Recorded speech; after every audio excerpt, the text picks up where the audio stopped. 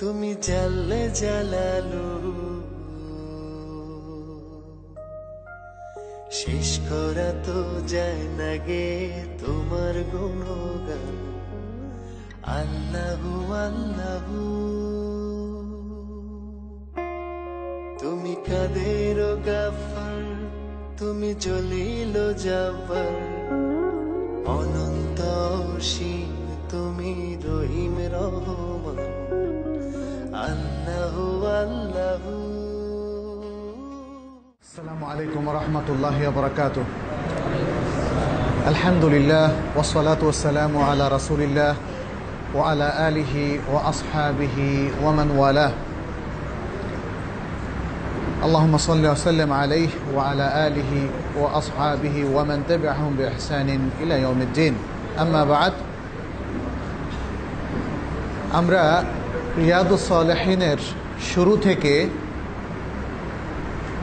পঞ্চম বাবুল মুরাকাবা আজকে আপনাদের সামনে পেশ করব ইনশাআল্লাহ।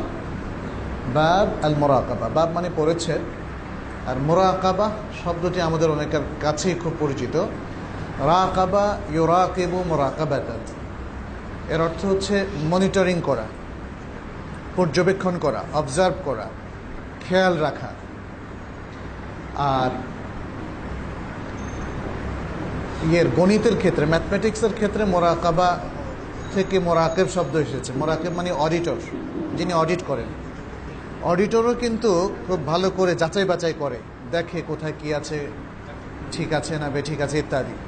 যাই হোক, এখানে মোরাকাবা বলতে বোঝানো হচ্ছে একজন মুমিন অত্যন্ত সচেতনতার সাথে তার নিজের সার্বিক অবস্থাকে পর্যবেক্ষণ করা, যাতে তার মধ্যে যে ভুল ত্রুটিগুলো আছে সেগুলো সে বুঝতে পারে এবং নিজেকে আরও উন্নয়ন করে এবং শোধরায়ে সে আল্লাহর প্রিয় বান্দা হতে পারে। এখানে ইমাম নববী রাহমাহুল্লাহ প্রত্যেক বাবের শুরুতে যেমন অনেকগুলো আয়াত নিয়ে এসেছেন, এখানেও তাই নিয়ে এসেছেন। তিনি বলছেন, قال الله تعالى الذي يراك حين تقوم وتقلبك في الساجدين। আল্লাহ যিনি আপনাকে দেখছেন যখন আপনি সালাতে দাঁড়ান এবং সেজদাকারীদের মধ্যে আপনি যে উঠবস করেন তা তিনি দেখছেন। তাহলে এখানেই মুরাকাবার বিষয়টা এসে যায় যে আমরা যাই করি না কেন আল্লাহ সেটাকে পর্যবেক্ষণ করেন। আমরা আল্লাহর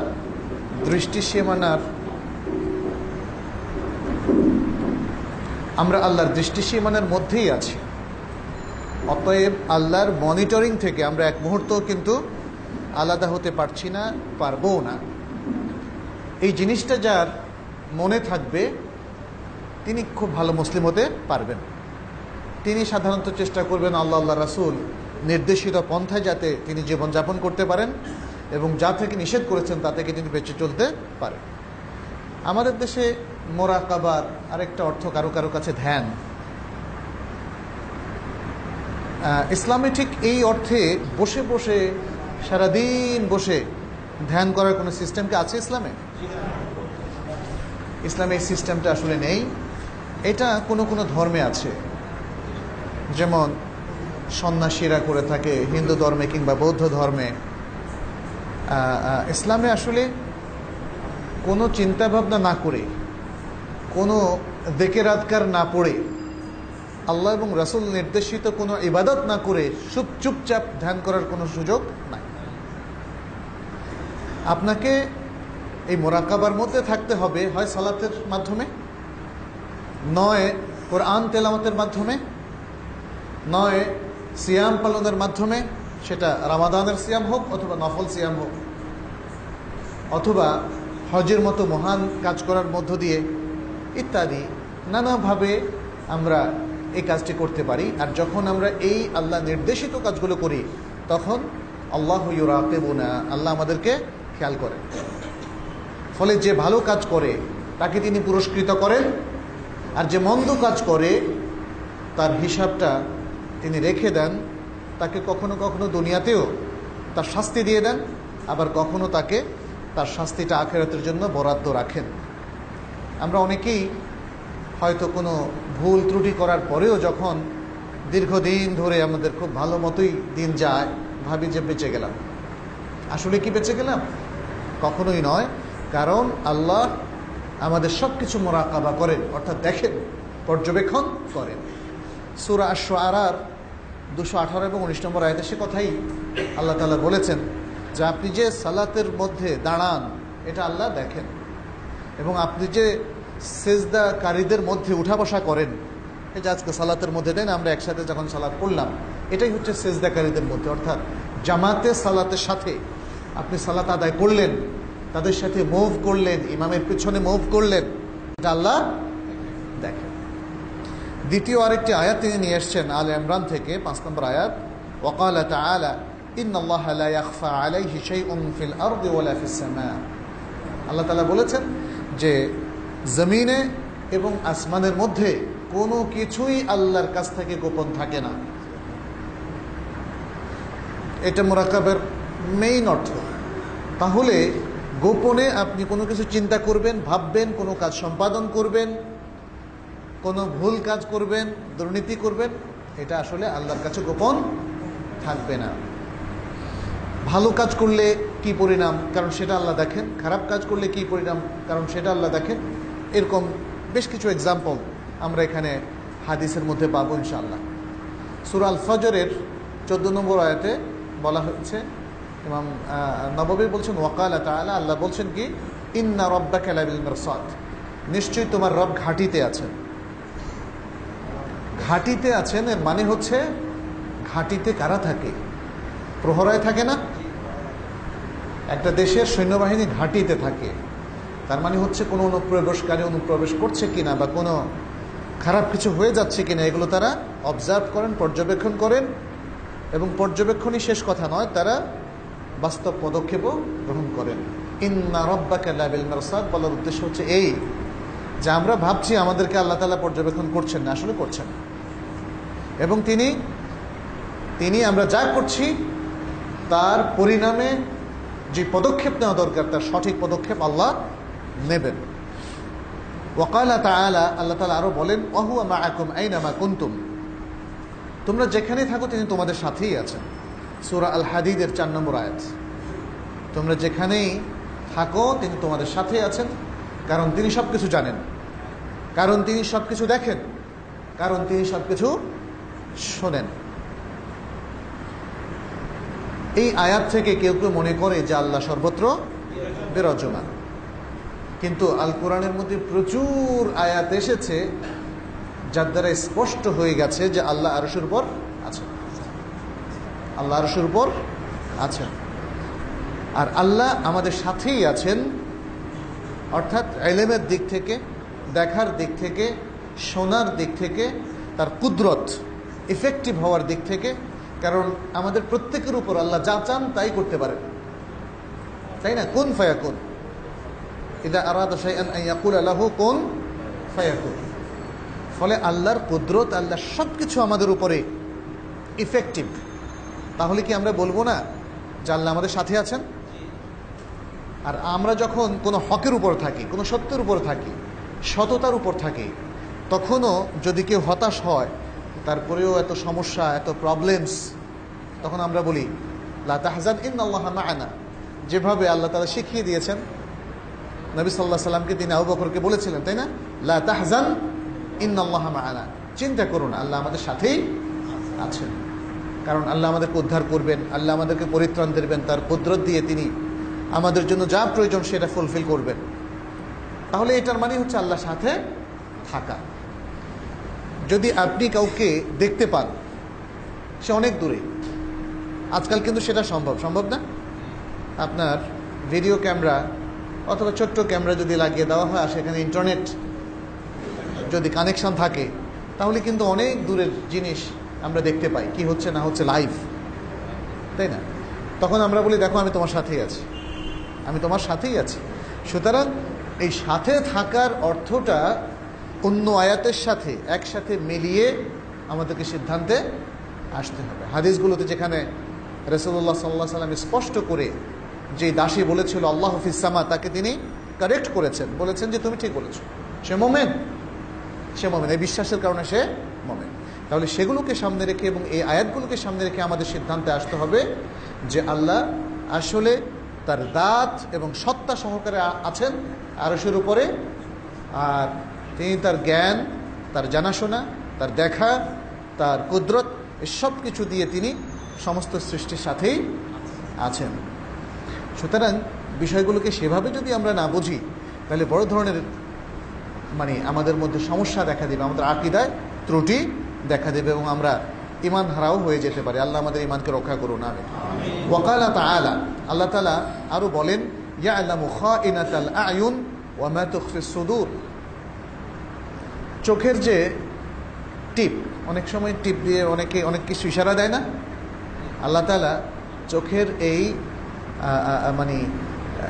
চোখ টিপে কাউকে ইশারা করা, এটা আল্লাহ জানেন। আমরা অনেক সময় অনেক লোকের মধ্যে হঠাৎ একটা চোখ টিপ দিলাম, কিন্তু যার সাথে আমার আন্ডারস্ট্যান্ডিং আছে সেই ছাড়া কেউ কিছুই বুঝলো না, ভাবলো চোখটা আমার বন্ধ হয়ে আবার খুললো। কিন্তু আল্লাহ জানেন কার উদ্দেশ্যে, কি উদ্দেশ্যে, কেন এই চোখ টিপ দিয়ে কি ইশারা করা হলো, সেটা আল্লাহ জানেন। ওমা তুখফিস সুদূর, এবং আল্লাহ জানে আমাদের অন্তরের মধ্যে যা কিছু লুকায়িত আছে, অন্তর যা লুকিয়ে রাখে কাউকে বলে না, আল্লাহ সেটাও জানেন। আল্লাহকে বলতে হয় না, আল্লাহ সেটাও জানেন। এটা হচ্ছে মুরাকাবার আসল অর্থ, বুঝতে পেরেছেন? যে আল্লাহ আমার ইনস আউট, ভেতরের বাহিরের সব কিছু জানেন। ফলে এই জিনিসটা আমরা জানার পরে আমাদের কতটা সতর্ক হওয়া উচিত, কতটা সতর্কতার সাথে ইবাদত করা উচিত, কতটা সতর্কতার সাথে বিভিন্ন আমল করা উচিত। এই সতর্কতার সাথে অবস্থান করা, আমলগুলো করার পদ্ধতিটাকে ইসলামে বলা হয় মুরাকাবা। এটা শুধুমাত্র সন্ন্যাসীদের মতো ধ্যান করাকে আসলে মুরাকাবা বলা হয় না। আপনি সালাত পড়বেন এমনভাবে যে আপনি আল্লাহকে দেখছেন, যদি তা না পারেন তাহলে আল্লাহ আপনাকে দেখছেন, তাহলে আপনার সালাত খুব সতর্কতার সাথে সম্পাদিত হবে না? আপনি যাকাতের টাকাটা হিসাব করে বের করে দিবেন, একটা টাকাও কম হবে না, কারণ আপনি জানেন আপনার চাইতে আল্লাহ হিসাবে আরো দক্ষ, তাই না? আপনার আমার চাইতে আল্লাহ হিসাব আরো চুলচেরা ভালো করে জানেন। অতএব যাকাতে যদি আমরা কোনো ত্রুটি করি তাহলে সেটা আল্লাহর কাছে ধরা পড়বে না? রোজা রাখার সময় যদি কোনো ত্রুটি করি আল্লাহর কাছে ধরা পড়বে না? চাকরি করার সময় যদি সততার ক্ষেত্রে কোনো ত্রুটি করি আল্লাহর কাছে ধরা পড়বে না? যা ফাঁকি ঝুঁকি যা দেই আল্লাহর কাছে ধরা পড়বে না? কাউকে যদি আপনি খুব চাতুরতার সাথে প্রতারণা করেন আল্লাহর কাছে এটা ধরা পড়বে না? এটা হচ্ছে মুরাকাবার আসল কথা। এখানে ইমাম নববী রাহমাহুল্লাহ বেশ কয়েকটা গুরুত্বপূর্ণ হাদিস নিয়ে এসেছেন। আমরা চেষ্টা করব গুরুত্বপূর্ণ হাদিসের বক্তব্যগুলো আজই খুবই সংক্ষিপ্তভাবে আপনাদের সামনে পেশ করার জন্য, কারণ এর বক্তব্যগুলো খুবই স্পষ্ট। এর প্রত্যেকটা হাদিস এর উপরে লং টাইম আলোচনা করা যায়। প্রথম যে হাদিসটি এই পরিচ্ছেদে আলোচনা করা হয়েছে সেটি হচ্ছে হাদিসে জিবরিল। হাদিসে জিবরিল আপনারা অনেকেই পড়েছেন, যেহেতু জানেন আমরা আর এখানে দীর্ঘায়িত করব না, খুব দ্রুত হাদিসটি পড়ে তার অর্থটা আপনাদের সাথে শেয়ার করব। এই হাদিসটি এটা অত্যন্ত গুরুত্বপূর্ণ হাদিস। এটা আমাদের শিক্ষা অর্থাৎ মুসলিম শিক্ষার মধ্যে প্রায়োরিটি পাওয়ার মতো হাদিস, কারণ এখানে এই হাদিসের মধ্যে মুসলিমকে তিনটা গুরুত্বপূর্ণ, শুধু গুরুত্বপূর্ণ না, তিনটা মেইন জিনিস, ইসলামের যে তিনটে স্তর আছে সেটা শিখিয়ে দেওয়া হয়েছে। একটা হলো ইসলাম, আরেকটা হলো ঈমান, আরেকটা হলো ইহসান। আমরা হাদিসটা পড়লেই জিনিসটা ক্লিয়ার হবে। عن عمر بن الخطاب رضي الله عنه قال بينما نحن جلوس عند رسول الله صلى الله عليه وسلم ذات يوم إذ طلع علينا رجل شديد بياض الثياب وشديد سواد الشعر لا يرى عليه أثر السفر। ওমর ইবনে খাত্তাব রাদিয়াল্লাহু তাআলা আনহু হতে বর্ণিত, তিনি বলেন রাসূলুল্লাহ সাল্লাল্লাহু আলাইহি ওয়াসাল্লামের কাছে আমরা কোনো একদিন বসা ছিলাম, এমত অবস্থায় আমাদের কাছে একজন লোক প্রবেশ করলেন, আগমন করলেন। তার শরীরের পরিধেয় বস্ত্রটা খুবই ধবধবে সাদা এবং তার চুলগুলো একদম কুচকুচে কালো, কিন্তু তিনি আগন্তুক, অথচ এটা বোঝা যাচ্ছে না যে তার উপর সফরের কোনো চিহ্ন আছে। সফরের কোনো চিহ্ন তার উপরে দেখা যাচ্ছিল না। ওয়ালা ইয়ারিফুহু মিন্না আহাদ, আর আমাদের কেউই তাকে চিনতে পারছিল না। হাত্তা জালাসা ইলা নবী সাল্লাল্লাহু আলাইহি ওয়াসাল্লাম ফাসনাদা রুকবাতাইহি ইলা রুকবাতাইহি ওয়া ওয়াদাআ কাফাইহি আলা ফাখিদাইহি। তিনি এসেই নবী সাল্লাল্লাহু আলাইহি সাল্লামের কাছে গিয়ে বসলেন এবং তিনি তার দুই হাঁটু নবী সাল্লাল্লাহু আলাইহি সাল্লামের দুই হাঁটুর সাথে মানে টেক দিয়ে বসলেন এবং তার দুই হাত তার দুই রানের উপরে রাখলেন। এটা হতে পারে নবী সাল্লাল্লাহু আলাইহি সাল্লামের রানের উপরে অথবা হতে পারে নিজের রানের উপরে, দুটো ব্যাখ্যাই ওলামায়ে কেরাম বলেছেন। তারপর তিনি বললেন, ওয়াকালা ইয়া মুহাম্মদ, হে মুহাম্মদ, আখবিরনি আনিল ইসলাম, আমাকে ইসলাম সম্পর্কে বলুন। ফাকালা রাসূলুল্লাহ সাল্লাল্লাহু আলাইহি সাল্লাম, তখন রাসূলুল্লাহ সাল্লাল্লাহু আলাইহি সাল্লাম বললেন, আল ইসলামু, ইসলাম হচ্ছে আন তাশহাদা আল্লা ইলাহা ইল্লাল্লাহ ওয়া আন্না মুহাম্মাদার রাসূলুল্লাহ, এই কথার তোমার সাক্ষ্য দেওয়া যে আল্লাহ ছাড়া সত্যিকার আর কোনো ইলাহ নেই, এবং এ কথারও সাক্ষ্য দেওয়া যে মুহাম্মদ আল্লাহর রাসূল। ওয়া তুকিমাস সালাহ, এবং সালাত কায়েম করা, ওয়া তুতিয়াজ যাকাত, এবং যাকাত দেওয়া, ওয়া তাসুমা রমাদান, এবং রমাদানের সিয়াম পালন করা, ওয়া তাহুজ্জাল বাইতা ইন ইসতাতা'তা ইলাইহি সাবিলা, আর যদি তুমি সক্ষম হও, তোমার সামর্থ্য থাকে, তাহলে এই সামর্থ্য থাকা অবস্থায় বাইতুল্লাহর হজ করা।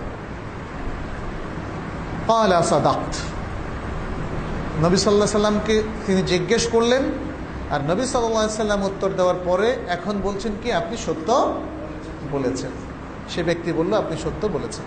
ফাআজিবনা লাহু ইয়াসআলুহু ওয়া ইউসাদ্দিকুহু, আমরা খুবই আশ্চর্য বোধ করলাম। ওমর রাদিয়াল্লাহু তাআলা আনহু বলছেন যে তিনি নিজে প্রশ্ন করছেন, প্রশ্নের উত্তর পেয়ে আবার তিনি সেটাকে সত্যায়নও করছেন। প্রশ্নকারী আসলে জানতে চায়, জানার পরে কি সে বলে যে সে ঠিক বলেছেন? তাহলে তো জানতে চাওয়া নয়, পরীক্ষা করা হলো। এই জন্য তারা আশ্চর্য বোধ করলেন যে তিনি প্রশ্ন করছেন, প্রশ্নকারী জানতে চায়, প্রশ্নের উত্তর পেয়ে আবার বলছেন যে ঠিক বলেছেন। এই জন্য আমরা খুব আশ্চর্য বোধ করলাম। ক্বালা ফাআখবিরনি আনিল ঈমান, এরপর সে আগন্তুক প্রশ্ন করলেন যে আমাকে ঈমান সম্পর্কে অবহিত করুন। ক্বালা আন তু'মিনা বিল্লাহ ওয়া মালাইকাতিহি ওয়া কুতুবিহি ওয়া রুসুলিহি ওয়াল ইয়াউমিল আখিরি ওয়া তু'মিনা বিল কদরি খাইরিহি ওয়া শাররিহি। ঈমান হচ্ছে তুমি এই বিষয়ে বিশ্বাস পোষণ করা, মানে তুমি আল্লাহর প্রতি বিশ্বাস পোষণ করা, আল্লাহর মালাইকাদের প্রতি বিশ্বাস পোষণ করা, আল্লাহর কিতাবগুলোর প্রতি বিশ্বাস পোষণ করা, এবং তার রাসূলগণের প্রতি বিশ্বাস পোষণ করা, আর আখিরাতের প্রতি বা আখিরাত দিবসের প্রতি বিশ্বাস পোষণ করা, এবং তাকদীরের ভালো এবং মন্দের প্রতি বিশ্বাস পোষণ করা। কয়টা আছে এখানে? 6টা বিষয়। এই 6টা বিষয়ের প্রতি তুমি দৃঢ় প্রত্যয় পোষণ করবে, এটাই হচ্ছে ঈমান। তার মানে 6টা রোকনের সাথে রিলেটেড যত জ্ঞান আছে সব জ্ঞানকে তোমাকে ধারণ করতে হবে তোমার অন্তরে, তাহলেই তুমি ঈমান পোষণ করলে। ক্বালা সাদাকত, এবারও তিনি বললেন সত্যই বলেছেন। ক্বালা ফাআখবিরনি আনিল ইহসান, তিনি এবার বললেন সে আগন্তুক যে আমাকে ইহসান সম্পর্কে অবহিত করুন। ক্বালা আন তা'বুদাল্লাহ কাআন্নাকা তারাহ ফাইন লাম তাকুন তারাহু ফাইন্নাহু ইয়ারাক। তখন নবী সাল্লাল্লাহু আলাইহি সাল্লাম বললেন, তুমি এমনভাবে আল্লাহর ইবাদত করা যেন তুমি তাকে দেখছো, আর যদি তুমি তাকে না দেখে থাকো তাহলে তিনি তোমাকে দেখছেন। এ দুটোর যে কোনো একটা তো হতে বাধ্য, শেষেরটা অবশ্যই বাধ্য। আল্লাহ তো সবসময় দেখছেন না। সেই প্রথম যে হাদিসটা আয়াতটা আমরা বললাম সূরা আশ-শুআরা, সেখানে তো বলছেন আল্লাযী ইয়ারাকা হিনা তাকুম। তাহলে এখানেও সেটাই বলা হচ্ছে, এমনভাবে ইবাদত করে। এখানে সেই মাইন্ডসেটটা করার কথা বলা হচ্ছে, আপনি এমনভাবে ইবাদত করবেন যেন আপনি তাকে দেখছেন। আমরা আল্লাহকে দেখার অর্থটা কি? আমরা কি দুনিয়াতে আল্লাহকে দেখব? আমরা আল্লাহকে দেখব না। আমরা আল্লাহর সাথে কানেকশন তৈরি করব। এখানে কান্নাকা বলেছে, এখানে কি আন্নাকা বলিনি, খেয়াল করেছেন? বলেছে আনতাবুদাল্লাহ, তুমি আল্লাহর ইবাদত করবে কান্নাকা তারা, যেন তুমি তাকে দেখছো, যেন অ্যাজিফ, মনে হয় যেন। তার মানে হচ্ছে কাউকে যখন আপনি সশরীরে দেখবেন, তার মানে তিনি আপনার সামনে উপস্থিত থাকলেন, ফলে তার সাথে ঠিক যেভাবে আচরণ করা দরকার, তার উপস্থিতিতে যেভাবে আমার মুভ করা দরকার, যেভাবে আমার পারফর্ম করা দরকার, আমি সেভাবেই করব, এর বাইরে যাব না। এটা জাগতিক দিক থেকে আমাদের প্রত্যেকটা ক্ষেত্রে প্রযোজ্য। আপনার যেমন যিনি অফিসের প্রধান, তার সামনে কি যা ইচ্ছা তাই করতে পারবেন আপনি? খুবই সতর্ক, তাই না? খুবই সতর্ক। আপনি কোনো বিশিষ্ট লোকের সামনে গেলেন, তখনও কিন্তু আপনি খুবই সতর্ক, অত্যন্ত ভদ্রতার সাথে, অত্যন্ত শালীনতার সাথে আপনি আচরণ করেন, কারণ তা না হলে তিনি কি বলবেন। অথবা তিনি যদি হন কোনো কর্তা টাইপের ব্যক্তি, হলে আপনার বিরুদ্ধে রিপোর্টও যেতে পারে। অতএব আল্লাহ যিনি আপনার আমার সবার খালেক, যদি এমন হয় কান্নাকা তারা, যেন আপনি তাকে দেখছেন, তাহলে আপনার সর্বোচ্চ সতর্কতার প্রয়োজন এখানে আছে। তার মানে হচ্ছে আমরা যে কোনো কাজের ক্ষেত্রে, যে কোনো ইবাদতের ক্ষেত্রে, সালাত হোক বা অন্য যে কোনো ইবাদত হোক, সর্বোচ্চ সতর্কতার সাথে সেটা আদায় করব, এই কথাটা এখানে এসছে। এটাই মোরাকাবার মূল কথা, এটাই মোরাকাবার মূল কথা। আচ্ছা, যদি ওই স্টেজে যেতে না পারি, নিজের মাইন্ডসেট, নিজের প্রিপারেশন, নিজের পারফরমেন্স, অর্থাৎ সম্পাদনার কাজের প্রক্রিয়া যদি এতটা উচ্চ স্তরে উঠতে না পারি, তাহলে অন্তত সেকেন্ড স্তরে থাকা, সেটাকে আল্লাহ আমাকে দেখছেন, এই অনুভূতিটা সদা জাগ্রত রাখা। এখানে কিন্তু কান্নাল্লাহ ইয়ারাকা বলেনি, ফাইন লাম তাকুন তারাহু ফাইন্নাহু ইয়ারাক, তাহলে নিশ্চয়ই তিনি তোমাকে দেখছেন। এখানে নিশ্চয়ের মধ্যে চলে গেছে, এখানে আর যেনর মধ্যে নাই। তাহলে এই নিশ্চয়তার মধ্যে আমাদেরকে মানে সেই প্রস্তুতি নিয়ে আমলটা যদি আমরা করতে পারি, সম্পাদন করতে পারি, তাহলে এটাই হচ্ছে এহসানের মূল কথা, এটাই হচ্ছে মোরাকাবার মূল কথা। এহসানের দারাজা থেকে নিচে নেমে গেলে তাহলে এটা এহসানও থাকবে না, এটা মোরাকাবাও থাকবে না। আমরা অনেকেই সালাত আদায় করি, কয় রাকাত পড়লাম ভুলে যাই। অনেক সময় অফিসের কাজের চাপে কোনো মতে সালাতটা আদায় করি, রাকাতও মনে নাই, কি পড়লাম তাও মনে নাই, জাস্ট দায়িত্বটা পালন করলাম, তাই না? আমরা বহু ক্ষেত্রে এইভাবে দায়িত্ব পালন করি। মা বাবাকে দেখার ক্ষেত্রে জাস্ট লোকেরা যাতে আমাকে খারাপ না বলে, আমার অনেক পয়সা, মা বাবাকে এমনভাবে দেখে শেষ করে দিই, অথচ তাদের আরও অনেক নিড থাকে, আরও অনেক প্রয়োজন থাকে, আমরা সেগুলোকে ভালো করে লক্ষ্য করি না, তাদের নিডটা ফুলফিল করি না, কিন্তু নিজেরটা, নিজের সন্তানেরটা ঠিক মতোই করি। এখানে মোরাকাবার অভাব, ইহসানের অভাব। আমরা যখন অফিসে কাজ করি, সেখানে অনেক সময় দেখা যায় ওই কাজ বাদ দিয়ে নিজের ব্যক্তিগত কাজ করি। এখানেও ইহসান এবং মোরাকাবার অভাব। আমরা যখন কেউ সেলসম্যান হিসাবে দোকানে কাজ করি, তখন অনেক সেলসম্যান গোপনে গোপনে কিছু পণ্য নিজের বলে বিক্রি করে, প্রফিটটা নিজে রাখে। মালিকের দোকানে বসে ওই সময় অ্যালোকেট সময়ে সে কিন্তু নিজের পণ্য বিক্রি করে। এটা কিন্তু ইহসানও হলো না, মোরাকাবাও হলো না। যেই সময়টা কোনো এমপ্লয়ার আপনার থেকে পারচেজ করে নিয়েছে, সেই সময়টা তাকেই দিতে হবে, সেখানে আর ফাঁকি ঝুঁকি চলবে না। সেখানে নিজের কাজে মালিকের অনুমতি ছাড়া বা এমপ্লয়ারের অনুমতি ছাড়া আর কোনো কাজে প্রবৃত্ত হওয়া যাবে না। এই বিষয়গুলো আমাদের মনে রাখতে হবে। এটাই হচ্ছে আল্লাহকে সামনে দেখা, অর্থাৎ যেন আল্লাহকে দেখছি, অথবা সেই পর্যায়ে না গেলে অন্তত আল্লাহ আমাকে দেখছেন। তাহলে আপনি যে ফাঁকি ঝুঁকি করলেন, যে ভুল ত্রুটিগুলো করলেন, যে ইচ্ছাকৃত প্রতারণাগুলো করলেন, এটা আল্লাহ দেখছেন না? তাহলে সে বিশ্বাস যদি থাকে, তাহলে তো প্রতারণা করার কোনো কারণ নেই, সুযোগ নেই। রাসূল সাল্লাল্লাহু আলাইহি ওয়াসাল্লাম সারা জীবন এভাবেই এই ইহসানের ভিত্তিতেই ইবাদত করেছেন। এই জন্য তার মধ্যে আমরা কখনো কোনো চাতুরতা পাই না, ত্রুটি পাই না, ফাঁকিবাজি পাই না। এবং রাসূল সাল্লাল্লাহু আলাইহি সাল্লামকে সঠিকভাবে যথার্থভাবে অনুসরণ করেছেন সাহাবায়ে কেরাম রিদওয়ানুল্লাহি আলাইহিম আজমাইন। ফলে তাদের মধ্যেও আমরা ইচ্ছাকৃতভাবে কখনো এই ধরনের কোনো কাজ আমরা পাই না। কিন্তু আনফর্চুনেটলি আজকে আমাদের মধ্যে কিন্তু ইচ্ছাকৃতভাবে এই ত্রুটিগুলো ঢুকে গেছে। আমরা প্ল্যান করে করে ফাঁকি দেই, আমরা প্ল্যান করে করে অনেকে দুর্নীতি করি, আমরা প্ল্যান করে করে মানুষকে প্রতারিত করি। চোখ খুলে দেখেন কোথায় নাই এই তিনটা জিনিস। তাহলে আজকে মুসলিমদের মধ্যে ইহসানের বড় অভাব, তার ইবাদতের মধ্যেও অভাব, তার মুআমালাতের মধ্যেও অভাব। সেই জন্যই দেখেন কত আগে সুন্দর একটা বাব নিয়ে আসলেন ইমাম নববী এবং এই সুন্দর সুন্দর হাদিসগুলো নিয়ে আসলেন। যাই হোক, এরপরে قال فأخبرني عن الساعة, আমাকে কিয়ামত সম্পর্কে অবহিত করুন। এখন প্রসঙ্গ চলে গেছে আরেকটা, কিন্তু খুব ইম্পর্টেন্ট একটা বিষয়, কিন্তু কিয়ামত সম্পর্কে আমাকে অবহিত করুন। قال, নবী সাল্লাল্লাহু আলাইহি সাল্লাম বললেন, মাল মাসউলু আনহা বিআ'লামা মিনাস সাইল, যাকে জিজ্ঞাসা করা হচ্ছে, অর্থাৎ জিজ্ঞাসিত ব্যক্তি মানে আমি। নবী সাল্লাল্লাহু আলাইহি সাল্লাম তো জিজ্ঞাসিত ব্যক্তি ছিলেন, আর আগন্তুক ছিলেন প্রশ্নকারী, জিজ্ঞাসাকারী, সাইল। তাহলে সাইল প্রশ্নকারীর চাইতে জিজ্ঞাসিত ব্যক্তি, যাকে প্রশ্ন করা হচ্ছে, তিনি বেশি জানেন না।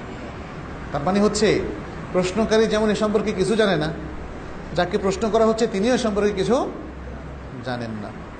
অধিক জানার তো প্রশ্নই আসে না, সেটাই বলেছেন।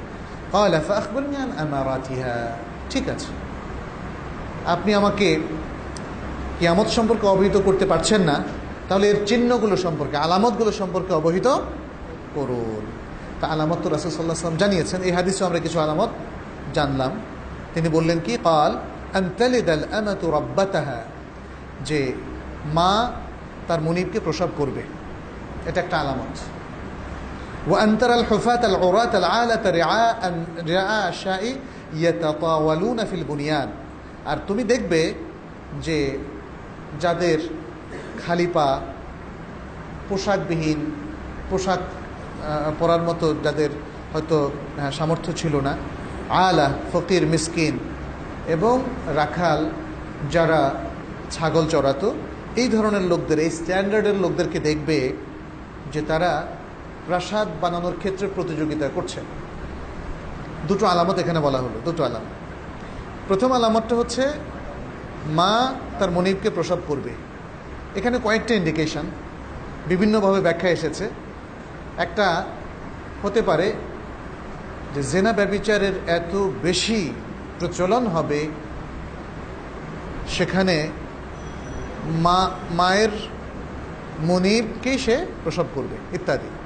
আর আরেকটা হতে পারে যে অত্যন্ত নিম্ন শ্রেণীর লোক তখন প্রশাসনের উচ্চ স্তরে উঠে যাবে। আনতালিদাল আমাতু রাব্বাতাহা,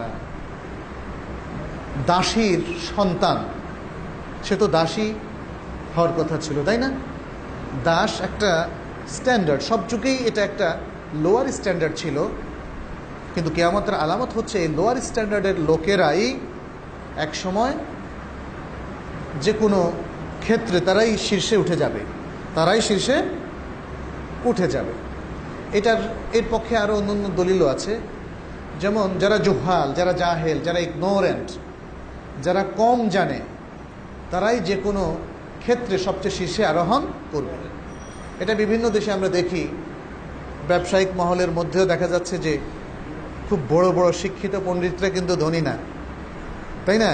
কারা এই মহলের শীর্ষে আছে? বিভিন্ন দেশে আমরা প্রশাসনের শীর্ষেও অনেক সময় দেখি, হ্যাঁ, অতি যোগ্য, অতি সৎ, এর সেখানে অনেকটা একটা কি বলে যে দুর্ভিক্ষ দেখা যায়, তাই না? এইভাবে মানে এখানে ইন্ডিকেশন হচ্ছে কিয়ামত যত ঘনিয়ে আসবে ততই এই জিনিসটা বেশি বেশি বিভিন্ন দেশে ঘটতে থাকবে। দ্বিতীয় হচ্ছে যে লোয়ার ক্লাস, ইসলাম কিন্তু অবশ্য মানুষকে আপার ক্লাস লোয়ার ক্লাস হিসাবে মানে এই শ্রেণী বৈষম্যের মাধ্যমে বিভক্ত করে না, কিন্তু তারপরেও তো সমাজে একটা শ্রেণী আছে, তাই না? একটা শ্রেণী আছে যারা রাখালির কাজটা করে, মনে রাখতে হবে এটাকে ইসলাম মানে অসম্মানিত পেশা হিসাবে কিন্তু এখানে পেশ করেন। সমস্ত নবী রাসূলরাও কখনো না কখনো এই দায়িত্বটা পালন করেছেন। তাহলে এটাকে অসম্মানিত পেশা হিসেবে ইসলাম এখানে দেখাচ্ছে না, কিন্তু জাস্ট বোঝানো হচ্ছে যে যাদের মানে পায়ের জুতা ছিল না, শরীরে কাপড় ছিল না, এরকম লোয়ার ক্লাসের লোকদের হাতে সম্পদ চলে আসবে। আর এই ক্লাসের লোকরা যেহেতু মানে শিক্ষিত নয়, জ্ঞানের আলোকে অনেক সময় আলোকিত নয়, তাহলে সম্পদের সঠিক ব্যবহার হবে না। তারা বড় বড় প্রাসাদ তৈরি করার প্রতিযোগিতায় লিপ্ত হবে। এখন পৃথিবীর যে দেশেই যান দেখবেন যে এক একটা টাওয়ার আরেকটা টাওয়ারের চাইতে বড়। এখন মুসলিম দেশগুলোর মধ্যেও কিন্তু এর প্রতিযোগিতা শুরু হয়ে গেছে। আমাদের অনেক দেশে, মুসলিম দেশে দেখা যাচ্ছে যে অমুসলিম দেশে যত বড় তার থেকে বেশি করার আরেকটা প্রতিযোগিতা আমরা লিপ্ত হয়েছি।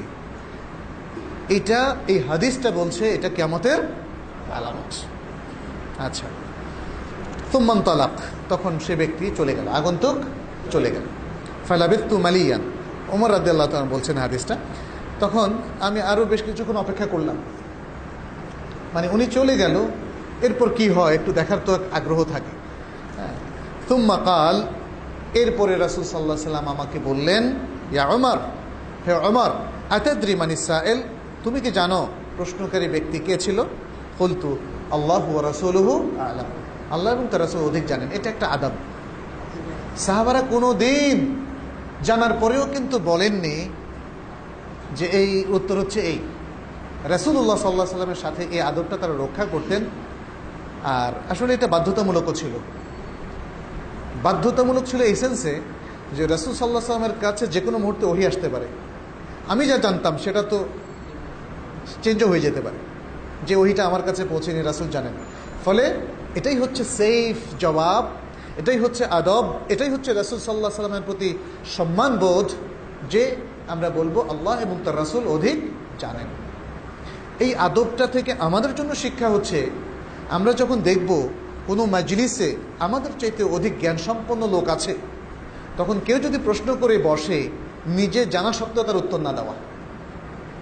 এমনকি আপনাকে যদি জিজ্ঞেস করা হয় যে জনাব অমুক, আপনি বলুন তো এই প্রশ্নের উত্তর কি, আপনি এটাকে মানে আদব হচ্ছে রিফার করবেন এই মাজলিসের মধ্যে যে বা যারা সবচেয়ে বেশি জানেন। এরপরে ওনারা যখন আপনাকে অনুমতি দিবে অথবা বলবেন না আপনি উত্তর দেন, তখন আপনি উত্তর দিবেন। এটাই হচ্ছে সবচেয়ে সুন্দর আদব, যেটা আমরা এই পয়েন্ট থেকে জানলাম। কাল, তখন নবী সাল্লাল্লাহু আলাইহি ওয়াসাল্লাম বললেন, আমার এই কমেন্টের পর নবী সাল্লাল্লাহু আলাইহি ওয়াসাল্লাম বললেন, ইন্নাহু জিবরিল আতাকুম ইউআল্লিমুকুম আমরা দীনিকুম, তিনি হচ্ছেন জিবরিল, তিনি তোমাদের কাছে এসেছেন তোমাদেরকে জ্ঞান শেখানোর জন্যে, তোমাদের দ্বীনের বিষয়গুলোকে শেখানোর জন্য। তাহলে দ্বীনের বিষয় তো এগুলোই আর কি, ইসলাম, ঈমান, ইহসান, কিয়ামত, কিয়ামতের আলামত। ইসলামের মেইন জ্ঞান হচ্ছে এগুলো শেখানোর জন্য তিনি এসেছেন। এখন এতটুকু বলে হাদিসটা শেষ। হাদিসের ভাষ্যটা বর্ণনা করেছেন সহিহ মুসলিম, ইমাম মুসলিম। যাই হোক, এখানে দেখেন এতটুকুর পরে ওমর ইবনে খাত্তাব রাদিয়াল্লাহু তাআলা কিন্তু আর কোনো কমেন্ট করেননি। কমেন্ট ইচ্ছা করলে করতে পারতেন, যে আমরা যে আশ্চর্য হচ্ছিলাম, উনি বলছেন ঠিক বলেছো, ঠিক বলেছো, ঠিক বলেছো। এখন উনি বুঝতে পারলেন যে আসলে কেন ঠিক বলেছে, কারণ উনি তো আসলে ওহী নিয়ে আসেন, আর ওহীটা আল্লাহর পক্ষ থেকে। অতএব উনি যে তোমাদেরকে তোমাদের দ্বীন শিক্ষা দিতে এসছেন, এটা জিবরিলের জ্ঞান, এটা কার জ্ঞান? আল্লাহর জ্ঞান।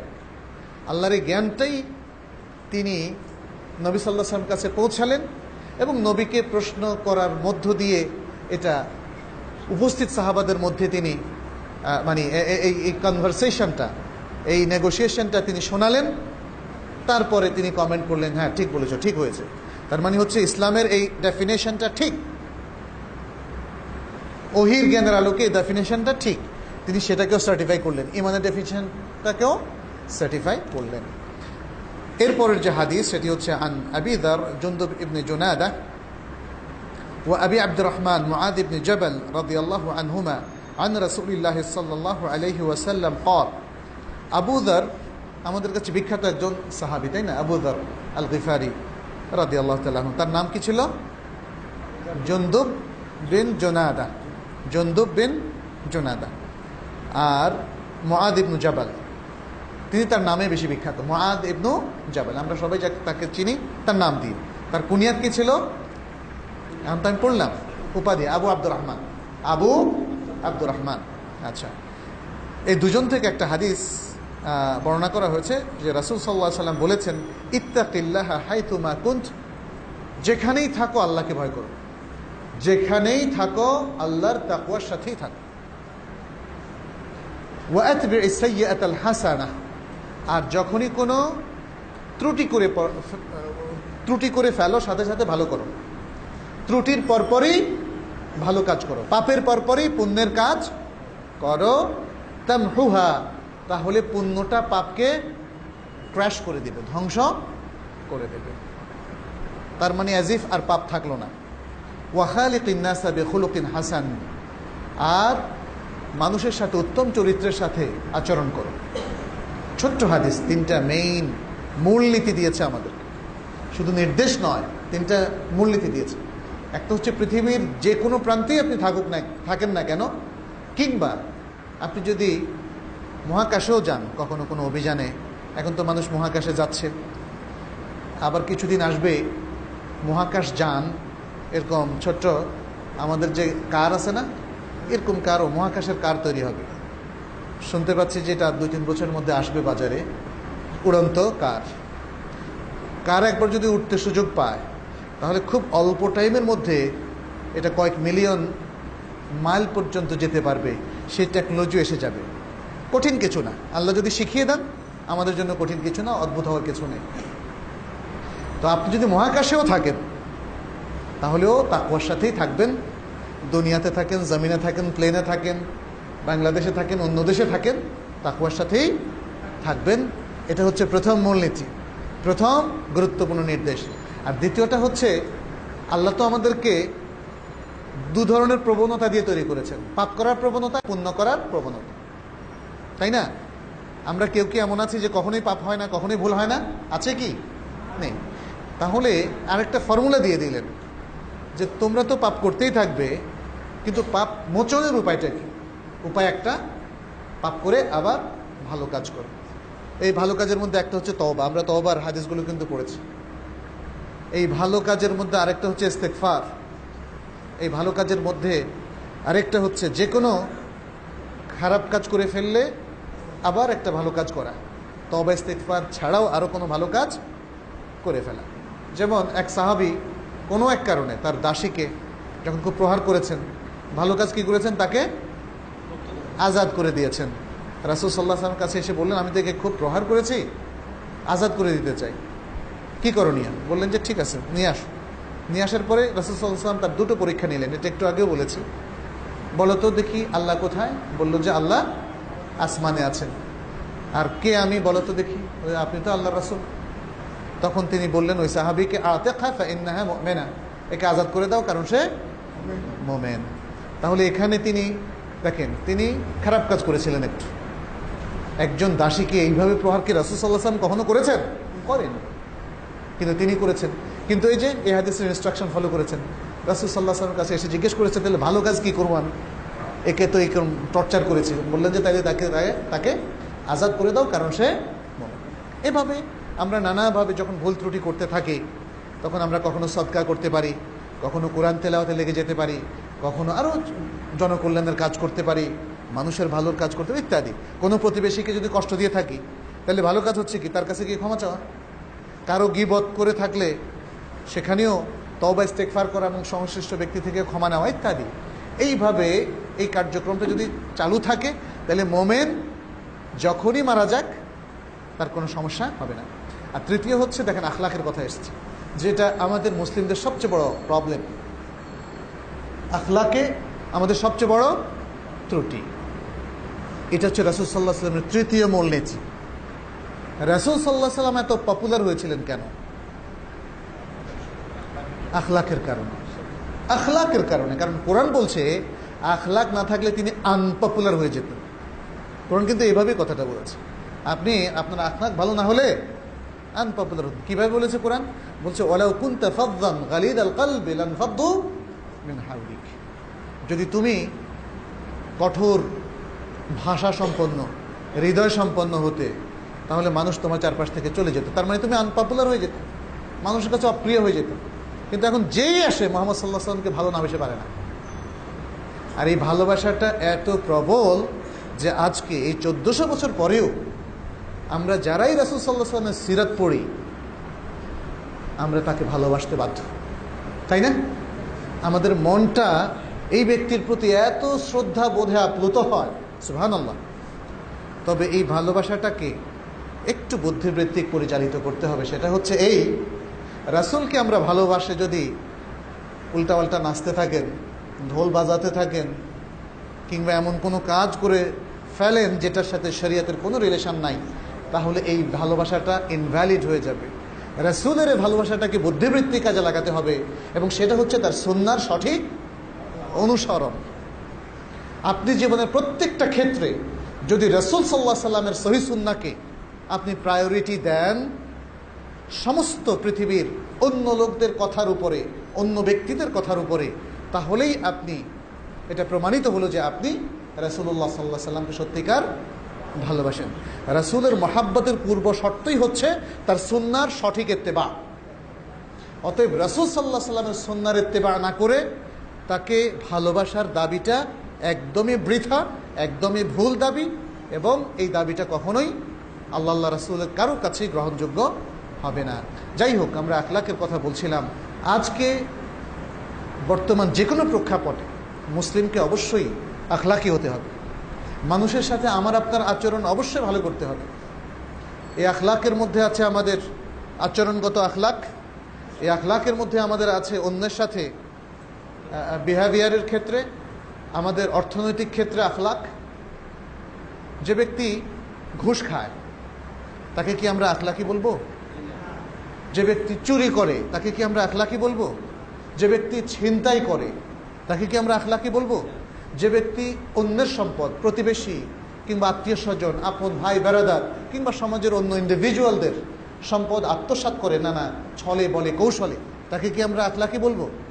যে ব্যক্তি জনগণের সম্পত্তি অথবা সামষ্টিক সম্পত্তি, সরকারি সম্পত্তি দখল করে, তাকে কি আমরা আখলাকি বলবো? কখনোই নয়। তাহলে দেখেন, রাসূলুল্লাহ সাল্লাল্লাহু আলাইহি সাল্লাম যখন বলেছেন ওয়াখালিকিন নাসা বিখুলুকিন হাসান, মানুষের সাথে উত্তম আচরণে আচরণ করো, তাহলে সব কিছু কিন্তু ইনক্লুডেড, অন্তর্ভুক্ত হয়ে যায়। এটা শুধু এই নয় যে আপনি খুব মিষ্টি মিষ্টি কথা বললেন, বাস ওরে আল্লাহর ওনা এত বড় আখলাকি, কথাগুলো এত মিষ্টি, কিন্তু দেখা যায় পিছনে অনেক ধরনের প্রবলেম আছে, পেছনে অনেক ধরনের প্রবলেম আছে। আমাদের সমাজে এরকম মানে বাহ্যিক কিছু আখলাকের কিছু লোক থাকলেও প্রকৃত আখলাকি লোকের দুর্লভ হয়ে গেছে। অতএব যদি আমরা এই হাদিসটাকে সামনে রাখি, তাকওয়া, ভালো কাজ করা আর আখলাক, তাহলে আবারও সেই প্রথম যুগে যেমন ইসলাম উপহার দিয়েছিল শ্রেষ্ঠ একটা প্রজন্মকে, আজকেও সে প্রজন্ম আমাদের মধ্যে আবার ফিরে আসতে পারে, কিন্তু এর চর্চাটা করতে হবে। আমরা সব হাদিস মনে হয় শেষ করতে পারবো না, আর একটা দুটো হাদিস বলে আমি আজকে শেষ করছি, ধারাবাহিকভাবে আমরা আলোচনা করবো ইনশাআল্লাহ। তৃতীয় যে হাদিস সেটি ইবনে আব্বাস রাদিয়াল্লাহু তাআলা আনহুমা থেকে। ইবনে আব্বাস রাদিয়াল্লাহু তাআলা আনহুমা কেন বলছি, আনহু না বলে? ছেলে এবং বাবা দুজনই সাহাবী ছিলেন। তিনি হচ্ছেন আব্দুল্লাহ ইবনু আব্বাস। আব্দুল্লাহ হচ্ছেন ছেলে আর আব্বাস হচ্ছে বাবা। তিনি আব্বাস হচ্ছেন রাসূল সাল্লাল্লাহু আলাইহি ওয়াসাল্লামের চাচা, তাহলে আব্দুল্লাহ ইবনে আব্বাস হচ্ছেন তার চাচাতো ভাই। যা হোক, তিনি বললেন কুনতু খালফান নবী সাল্লাল্লাহু আলাইহি ওয়াসাল্লাম ইয়াওমান, আমি কোনো একদিন নবী সাল্লাল্লাহু আলাইহি ওয়াসাল্লামের পেছনে ছিলাম, অর্থাৎ একই বাহনে পেছনে বসেছিলাম। ফাকালা ইয়া গুলাম ইন্নী উআল্লিমুকা কালিমাতিন ইহফাযিল্লাহা ইয়াহফাযক ইহফাযিল্লাহা তাজিদুহু তুজাহাক ইযা সাআলতা ফাসআলিল্লাহ ওয়া ইযা ইসতাআনতা ফাসতাইন বিল্লাহ ওয়া'লাম আন্নাল উম্মাতা লাউ ইজতামাআত على أن ينفعوك بشيء لم ينفعوك إلا بشيء قد كتبه الله لك وإن اجتمعوا على أن يضروك بشيء لم يضروك إلا بشيء قد كتبه الله عليك رفعت الأقلام وجفت الصحف رواه الترمذي وقال حديث হাসানুন সাহিহ। এর আগে তিরমিজির আরেকটা হাদিস গিয়েছে, এর আগের হাদিসটাই ইমাম তিরমিজি বলেছেন সেটা হাদিসুন হাসান, আগের হাদিসটা। এটা একটা গুরুত্বপূর্ণ হাদিস যেটা এখন আমি পাঠ করলাম আপনাদের সামনে। ইবনে আব্বাস রাদিয়াল্লাহু তাআলা আনহু বললেন যে আমি যে নবী সাল্লাল্লাহু আলাইহি ওয়াসাল্লামের পিছনে সাওয়ারি ছিলাম, তিনি তখন আমাকে বললেন, প্রিয় বৎস, কারণ ইবনে আব্বাস যদিও তার ফার্স্ট কাজিন ছিলেন, কিন্তু তিনি ছিলেন ছোট, এই জন্য ইয়া গোলাম বলেছেন, হে প্রিয় বৎস। হ্যাঁ, এটার অর্থ এই নয় যে আমার সন্তান, চাচাতো ভাইকে তার সন্তান বলেননি, বলেছেন হে প্রিয় বৎস, তোমাকে আমি কিছু কথা শেখাবো। এই কথাগুলো হচ্ছে এই, তুমি আল্লাহর হেফাজত করো তাহলে আল্লাহ তোমাকে হেফাজত করবে। তুমি আল্লাহর হেফাজত করো মানে আল্লাহর নির্দেশগুলোকে হেফাজত করো, আল্লাহর সীমা রেখাকে প্রোটেক্ট করো, হেফাজত করো, তাহলে আল্লাহ তোমার জীবনের সব ক্ষেত্রে তোমাকে হেফাজত করবেন, তোমাকে প্রোটেকশন দেবেন, তোমাকে সেভ করবেন। দুনিয়াতে তোমাকে অনেক বিপদ আপদ প্রবলেমস থেকে সেভ করবেন, অসুখ বিসুখ থেকে সেভ করবেন, জিন ভূতের আসর থেকে সেভ করবেন, জাদু টোনা থেকে সেভ করবেন, মানুষের আক্রমণ থেকে সেভ করবেন, আর আখিরাতে তিনি সেভ করবেন তোমাকে জাহান্নাম থেকে। তাহলে কিন্তু শর্ত একটা, তুমি আল্লাহকে অর্থাৎ আল্লাহর নির্দেশগুলোকে সেভ করো, তাহলে আল্লাহ তোমাকে হেফাজত করবেন। ইহফাজিল্লাহ তাজিদহু তুজাহাক, তুমি আল্লাহকে হেফাজত করো তাহলে তুমি আল্লাহকে তোমার দিকে পাবে, তোমার সাইডে পাবে, তোমার পক্ষে তুমি আল্লাহকে পাবে যদি আল্লাহকে তুমি হেফাজত করো, আল্লাহর নির্দেশ এবং সীমারেখা তুমি মেনটেন করো। এটা একটা সুন্দর নসিহা। দ্বিতীয় নসিহাটা হচ্ছে, যখন তুমি কোনো কিছু চাইবে শুধু আল্লাহর কাছেই চাইবে। ওয়াইদা সাআলতা ফাসআলিল্লাহ। আমাদের লোকজন এখন অনেক সময় খাজা বাবার কাছে চায়, অনেক সময় তার পীর সাহেবের কাছে চায়, অনেক সময় কবরের কাছে গিয়ে চায়। আরও অধিক আশ্চর্য হচ্ছে এই কথাটা যে মহান নবী বলেছেন, আমাদের অনেক হাজী সাহেব সেই নবীর কবর জিয়ারত করতে গিয়ে নবীর কাছেও চায়, আবার বাকি গোরস্থানে কবর জিয়ারত করতে গিয়ে সেখানে আল্লাহ রাসূলের বিবিদের কাছেও চায়। ভাবে যে চাওয়ার এই সুযোগটা মিস করব কেন? কিন্তু ভাইরা, চাইতে তো হবে কার কাছে? শুধুই আল্লাহর কাছে। সে কথাটি নবী সাল্লাল্লাহু আলাইহি ওয়াসাল্লাম শিখিয়ে দিয়েছেন, ওয়াইদা সাআলতা ফাসআলিল্লাহ ওয়াইদা ইসতাআনতা ফাসতাইন বিল্লাহ। আর যদি সাহায্য চাও তাও কার কাছে চাইবে? আল্লাহর কাছে। কারণ সাহায্য আল্লাহ ছাড়া কেউ করতে পারে না। এটা হচ্ছে সেই সাহায্য যেটা আসলে আল্লাহ ছাড়া কেউ করতে পারে না। কিন্তু সাধারণ সাহায্য যেটা মানে প্রথাগতভাবে আমাদের মধ্যে প্রচলিত, সেটা কিন্তু এর সাথে কন্ট্রাডিক্টরি না। আমি যদি বলি ভাই আমাকে কলমটা দিন, তার মানে হচ্ছে আমাকে কলমটা দিয়ে সাহায্য করুন, এটা কি নিষিদ্ধ? ভাই আমাকে 10টা টাকা ধার দেন, এটা কি নিষিদ্ধ? এটা নিষিদ্ধ না, জাগতিক দিকগুলো নয়। কিন্তু যেমন আমাদের এখন খরা চলছে, বৃষ্টি দরকার, তখন কবরে চলে গেলাম, কবর আল্লাহর কাছে চাইলাম, এটা কি হবে? শিরক হবে। তখন কোনো ব্যক্তির কাছে চলে গেলাম, ভাই আপনি একটু আমাদেরকে বৃষ্টি দেওয়ার ব্যবস্থা করেন। আচ্ছা, এরকম অনেকে আছে না, জীবিত মৃতদের কাছে অনেকে চায়। অনেকে আবার যারা জিনের পূজা করে তারা জিনের কাছে চায়, যারা পদার্থের পূজা করে তারা পদার্থের কাছে চায়, যারা অদৃশ্য শক্তির পূজা করে, আল্লাহ না অদৃশ্য শক্তি তারা কিছু বানিয়ে নিয়েছে, অথবা আগুনের পূজা করে, হ্যাঁ, তারা তাদের কাছে চায়। কিন্তু এখানে তিনি বলেছেন, রাসূল সাল্লাল্লাহু আলাইহি ওয়াসাল্লাম, চাইতে হলেও শুধু আল্লাহর কাছেই চাইতে হবে।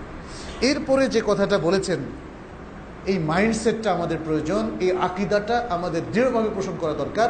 তিনি একটা আকীদা শেখাচ্ছেন আমাদেরকে। দেখেন, ওয়ালাম, জেনে রাখো, যদি উম্মার সকল লোকেরা একসাথ হয়ে তোমার কোনো কল্যাণ করতে চায়, তাহলে ততটুকু কল্যাণই তারা করতে সক্ষম হবে যতটুকু আল্লাহ লিখে রেখেছে, তার বেশি এক বিন্দুও পারবেন না। সুবহানাল্লাহ। অর্থাৎ আল্লাহ যা পারমিট করেছেন, যতটুকু কল্যাণ আপনার হবার জন্য আল্লাহ পারমিশন দিয়েছেন, শুধু সেটাই হবে, এর বেশি কিছু হবে না। অতএব দুর্নীতি করে, অন্যায় করে, জুলুম করে অনেক কল্যাণ সাধন করতে চান আপনার জীবনে, আসলে আল্লাহ যতটুকু পারমিশন দেন তার বেশি হবে না। এখন আপনি হয়তো বলবেন, যাই হোক, আমি চেষ্টা করলে সেটা দুর্নীতি করে হোক আর যেমনিই হোক কিছু না কিছু তো কল্যাণ হবে, আর যদি নাই করতাম তাইলে তো কিছুই হতো না। এখানে দেখেন টেক্সটটা খুব খুব বুদ্ধিবৃত্তিক টেক্সট। একদম কিছুই হবে না সেটা বলেনি, বলছে হবে, তবে যতটুকু আল্লাহ পারমিশন দিয়েছেন। এই জন্য অনেকেই নানা ধরনের গোলমাল করে শেষ পর্যন্ত কিন্তু নিজেই কুয়ার মধ্যে পড়ে যায় না? মান ইজ্জত খুয়ায়, শাস্তি হয়, জেল হয়। সমাজে কি এগুলো দৃষ্টান্ত কম? এগুলো দৃষ্টান্ত কম নয়। সারা জীবনের সমস্ত মানুষের শ্রদ্ধা, ভালোবাসা, সামাজিক মান সম্মান, পজিশন সবই ধূলিসাৎ হয়ে যায়। এটা হচ্ছে আল্লাহর পক্ষ থেকে আরেকটা শাস্তি। কিছু কল্যাণ হলেই ভাববেন না যে বাস কল্যাণ হয়ে গেছে। এর পেছনে বিশাল ক্ষতি, দুনিয়া এবং আখিরাতের ক্ষতি এবং অপমান অপেক্ষা করে। যাই হোক, এই বিশ্বাস যখন থাকে তখন মানুষ কিন্তু তার পার্থিব কল্যাণের জন্য যা ইচ্ছা তাই করে না। আল্লাহ যা নির্ধারণ করে রেখেছেন তাই তো হবে। তাহলে আমি খারাপ পথে চলবো কেন? ভুল পথে চলবো কেন? মানুষকে প্রতারণা করব কেন? আমি দুর্নীতি করব কেন? অন্যায় করব কেন? জুলুম করব কেন? আমি সঠিক পথেই থাকব। আমার যা হবার এটা তো আল্লাহ নির্ধারণ করেই রেখেছে। আচ্ছা, এরপরে বলেছেন, আর যদি সারা পৃথিবীর উম্মার সকলে মিলে একত্রিত হয়ে তোমার কোনো ক্ষতি করতে চায়, তাহলেও তারা শুধু ততটুকু ক্ষতি করতে পারবে যেটা আল্লাহ লিখে রেখেছেন। অনেক সময় আল্লাহ হয়তো কোনো ক্ষতি লিখে রাখেন, তো কিছুই করতে পারবেন। অনেক সময় আপনি অনেক ক্ষতি করতে চান আপনার প্রতিবেশীর, কিন্তু আসলে পারলেন না, সামান্য পারলেন। তার মানে আল্লাহ সামান্য লিখে রেখেছেন, বেশি লিখে রাখেননি। এখানেও একই কথা, একই ফর্মুলা। তাহলে আমাদের ক্ষমতা তো সীমিত। আমাদের কল্যাণ করারও ক্ষমতা নেই, অকল্যাণ করারও ক্ষমতা নেই। কল্যাণ অকল্যাণ করার মূল ক্ষমতার আধার হচ্ছেন, কেন্দ্রবিন্দু হচ্ছেন মহান আল্লাহ সুবহানাহু ওয়া তাআলা। অতএব তার উপরেই আমাদের তাওয়াক্কুল করা উচিত, তার ইনস্ট্রাকশনই আমাদের চলা উচিত, দিক নির্দেশনায়, যাতে করে আমরা আসলে পৃথিবীর কল্যাণ নিজেদের জন্য আনয়ন করতে পারি, আর অকল্যাণকে স্বাভাবিক সুন্দর শরীয়ত নির্ধারিত পন্থায় আমরা প্রতিহত করতে পারি। অকল্যাণকে প্রতিহত করা এবং কল্যাণকে আনয়ন করা, এটা শরিয়ার মূল উদ্দেশ্যের মধ্যে একটা। কিন্তু এই সব কিছুই করতে হবে সুস্থ তরিকায়, সঠিক তরিকায়, কোরআন সুন্নাহর আলোকে, যেটা আল্লাহ এবং তার রাসূল সাল্লাল্লাহু আলাইহি ওয়াসাল্লাম রেকমেন্ড করেছেন সেই তরিকায়, এর বাইরে যাবে না। রুফিআতিল আকলাম, কলম তো লিখেছে না আল্লাহ তাআলা, প্রথম সৃষ্টির পরে কলমকে সৃষ্টি করলেন, আর কলমকে বললেন লেখো, কলম লিখেছে। কলম কি অটোমেটিক হতে পারে? হ্যাঁ, কেন হতে পারে না? আপনারা আর কয়দিন দেখবেন যে আপনাদের ট্যাবে অটোমেটিক কলম চলে এসছে। আপনি ট্যাবকে বলবেন ট্যাব লেখো, না, সেটা তো আল্লাহ তাআলার পক্ষ থেকে দেওয়া ক্ষমতাই এসছে। এখন তো একসময় মানুষ বলতো কলমকে বলছে লেখো, কলমে তো জান নাই, কলম আবার কেমনে লিখবে? এখন আপনি দেখেন, আমি একটা ট্যাব কিনেছি স্যামসাং 5 বছর আগে, ওটাতেও দেখলাম যে ওটা শুধু ইংরেজি ভাষা চেনে, আর কোনো ভাষা চেনে না। তাও উচ্চারণটা তো আমার আপনার অনেক সময় ঠিক হয় না, ইংরেজদের মতো হয় না। বলি, দেখি যে ওটা লেখে, তবে বাংলায় বলে লিখতে পারবে না, কিন্তু মনে হয় ফর্মুলার সামনে, সফটওয়্যার সামনে আসতে পারে যে বাংলাও লিখতে পারবে, আরও লিখতে পারবে। তাহলে আল্লাহ বলেছেন কলমকে লিখতে, কি লিখতে বলেছেন আল্লাহ সেটা জানেন, কলমও সেটা বুঝে। আল্লাহর সফটওয়্যার কলমের মধ্যে ইন করা আছে, এবং কলমের মধ্যে ওই সেই রিচার্জও করা আছে, সেই শক্তি সেখানে দিয়ে দেওয়া হয়েছে।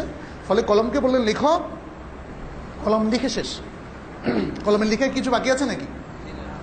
আল্লাহর এই কলমের লেখায় কিছু বাকি নেই। সে কথা এখানে বলছে, রুফিআতিল আকলাম, কলম উঠিয়ে নেওয়া হয়েছে, কলম লেখা শেষ করছে, ব্যাস শেষ। ওয়াজাফাতিস সুহুফ, এবং কলম লেখার পরে লেখাটা শুকিয়ে গেছে, এখন আর ফ্লুইড দিয়ে মুছবে না, এখন আর ফ্লুইড দিয়ে মুছবে। তার মানে হচ্ছে আমার আপনার তাকদীরকে আর কেউ চাইলেও এখন আর পরিবর্তন করা যাবে না। এটাই যদি সত্য হয়ে থাকে, তাকদীরের প্রতি এই বিশ্বাসটা, এই দৃঢ় বিশ্বাসটা আমাদেরকে ঈমানি দৃঢ়তা প্রদান করে, আমাদেরকে আখলাকি দৃঢ়তা প্রদান করে, যে যেহেতু আমাদের সব কিছুই আল্লাহর জ্ঞানে আছে এবং তিনি কলমের মাধ্যমে সেই জ্ঞানটিকে লিপিবদ্ধ করেছেন, অতএব আমরা আর কোনো ভুল পথে চলব না। ইমানের বাইরে যাব না, সঠিক পথেই আমরা চলব। আমাদের তো সব কিছু নির্ধারণ করাই আছে, কিন্তু মানুষ ভুল করে। অনেক মানুষ মনে করে তাকদীর দুই প্রকার, তাকদীরে মুআল্লাক, তাকদীরে মুবরাম। মুবরাম মানে একদম মহকামাত, যে তাকদীরের নড়চড় নাই। আবার আরেকটা তাকদীর নড়চড় হয়ে যায়, এটা আপনি পরিশ্রম করে মোটামুটি আল্লাহকে একটু দিয়ে পরিবর্তন করে ফেলতে পারেন। কথা তো এটাই, যদি আপনি বলেন যে তাকদীর পরিবর্তন হয় মুআল্লাক, আল্লাহ আটকে ধরে রাখছেন, দেখতে চান যে বান্দা দেখি কি করে, তাহলে এখানে তো আল্লাহর ইলমটা ফেল হয়ে গেল। যারা এটা বিশ্বাস করে যে আল্লাহ দেখে কি করে, তাহলে কি আল্লাহ জানেন না? অতএব তাকদীর আসলে একটাই, পুরোটাই মুবরাম, পুরোটাই মুহকাম। তাকদীরের মধ্যে আল্লাহ কিছুটা ঝুলাই রাখেন, তারপরে বান্দা কি এমন করে সেটা দেখে তারপরে তিনি ফয়সালা দেন, এটি কখনো ঘটে না। এখানে হাদিসে সেটা স্পষ্ট করে বলে দিয়েছে, রুফিআতিল আকলাম ওয়া জাফফাতিস সুহুফ, ক্লিয়ার হয়ে গেছে। তাহলে তাকদীর কয় প্রকার? এক প্রকার। তাকদীর এক প্রকার। আমার মনে শেষ করি আজকে না, আলহামদুলিল্লাহ। প্রায় 40 মিনিটের মতো আমরা কথা বললাম। আমরা অত্যন্ত গুরুত্বপূর্ণ তিনটি হাদিস, অত্যন্ত গুরুত্বপূর্ণ বিষয়গুলো আমরা এখানে জানতে পারলাম, শেয়ার করলাম। এই পরিচ্ছেদের মধ্যে আরও কয়েকটা হাদিস আছে, সেগুলো আমি আপনাদের সাথে মানে আলোচনার মাধ্যমে শেয়ার করতে চাই, কারণ প্রত্যেকটি গুরুত্বপূর্ণ, সেখানে আমাদের লেসন আছে। তা আজকের এই তিনটা হাদিসের মূল লেসনটা হচ্ছে মুরাকাবা, পর্যবেক্ষণ। আমাদের প্রত্যেকটা, আমাদের আকীদার ক্ষেত্রে সঠিক আকীদা আমাদের অবলম্বন করতে হবে, এবং ইবাদতের ক্ষেত্রে সঠিকভাবে, যথার্থভাবে, সুন্দরভাবে, বিচক্ষণতার সাথে ইবাদত পালন করতে হবে, এবং মুআমালাতের ক্ষেত্রে, কারণ আল্লাহু ইউরাকিবুনা, আল্লাহ আমাদেরকে পর্যবেক্ষণ করেন, সার্বক্ষণিক মনিটরিং করেন, এবং আল্লাহর দৃষ্টিকে ফাঁকি দেওয়ার কোনো সুযোগ আমাদের নেই। অতএব আসুন আমরা আজকের এই আলোচনার আলোকে নিজেরা খুব ভালো মুসলমান হওয়ার জন্য চেষ্টা করি, আল্লাহর কাছেও দোয়া করি তিনি যেন আমাদের ঈমানকে কবুল করেন, আমাদের ইখলাসকে কবুল করেন, আমাদের ইবাদতকে কবুল করেন, এবং আমাদের জীবনের শেষ নিঃশ্বাস পর্যন্ত আগত দিনগুলোতে যত কাজ করব যেন সবগুলো ভালো কাজ হয়, এবং সবগুলো কোরআন সুন্নাহর আলোকে হয়। আল্লাহ আমাদের সকলকে সে তৌফিক দান করুন, এবং আপনাদের প্রতিও সে আহ্বান রেখে আজকের মতো আলোচনা এখানে শেষ করছি। হাদা ওয়া সাল্লাল্লাহু ওয়াসাল্লাম আলা নবিয়িনা মুহাম্মদ ওয়া আলা আলিহি ওয়া আসহাবিহি আজমাইন। আসসালামু আলাইকুম।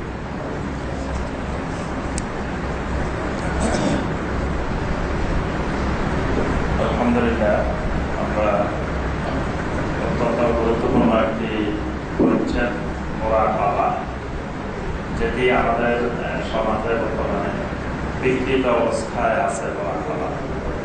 মুরাকাবা বলতে আমরা কোরআন সুন্নাহ আমাদের সামনে যে ধারণা, মুরাকাবা বলতে যা বোঝানো হয়েছে কোরআন সুন্নাহ, যে ধারণাটি আমাদেরকে দেওয়া হয়েছে কোরআন সুন্নাহ, সেই ধারণার ব্যতিক্রম আমরা আরেকটি ধারণা পোষণ করে থাকি। তো আমরা আজকে কয়েকটি হাদিসের রাস্তার মাধ্যমে আমরা বুঝতে পারলাম যে আসলে মুরাকাবাটা কি। তো শাইখের কাছে আমাদের এই রিলেটেড, এটার সাথে সম্পৃক্ত কয়েকটি প্রশ্ন আছে, আমাদের ভাইয়েরা আগে করে রেখেছেন। আমি একটা একটা করে বলবো, আমরা শাইখের থেকে এগুলো জবাব শুরু করছি। আপনার প্রথম প্রশ্নটি হলো যে হাদিস এবং সুন্নাহ এই দুইটার মধ্যে মৌলিক পার্থক্যটা কি?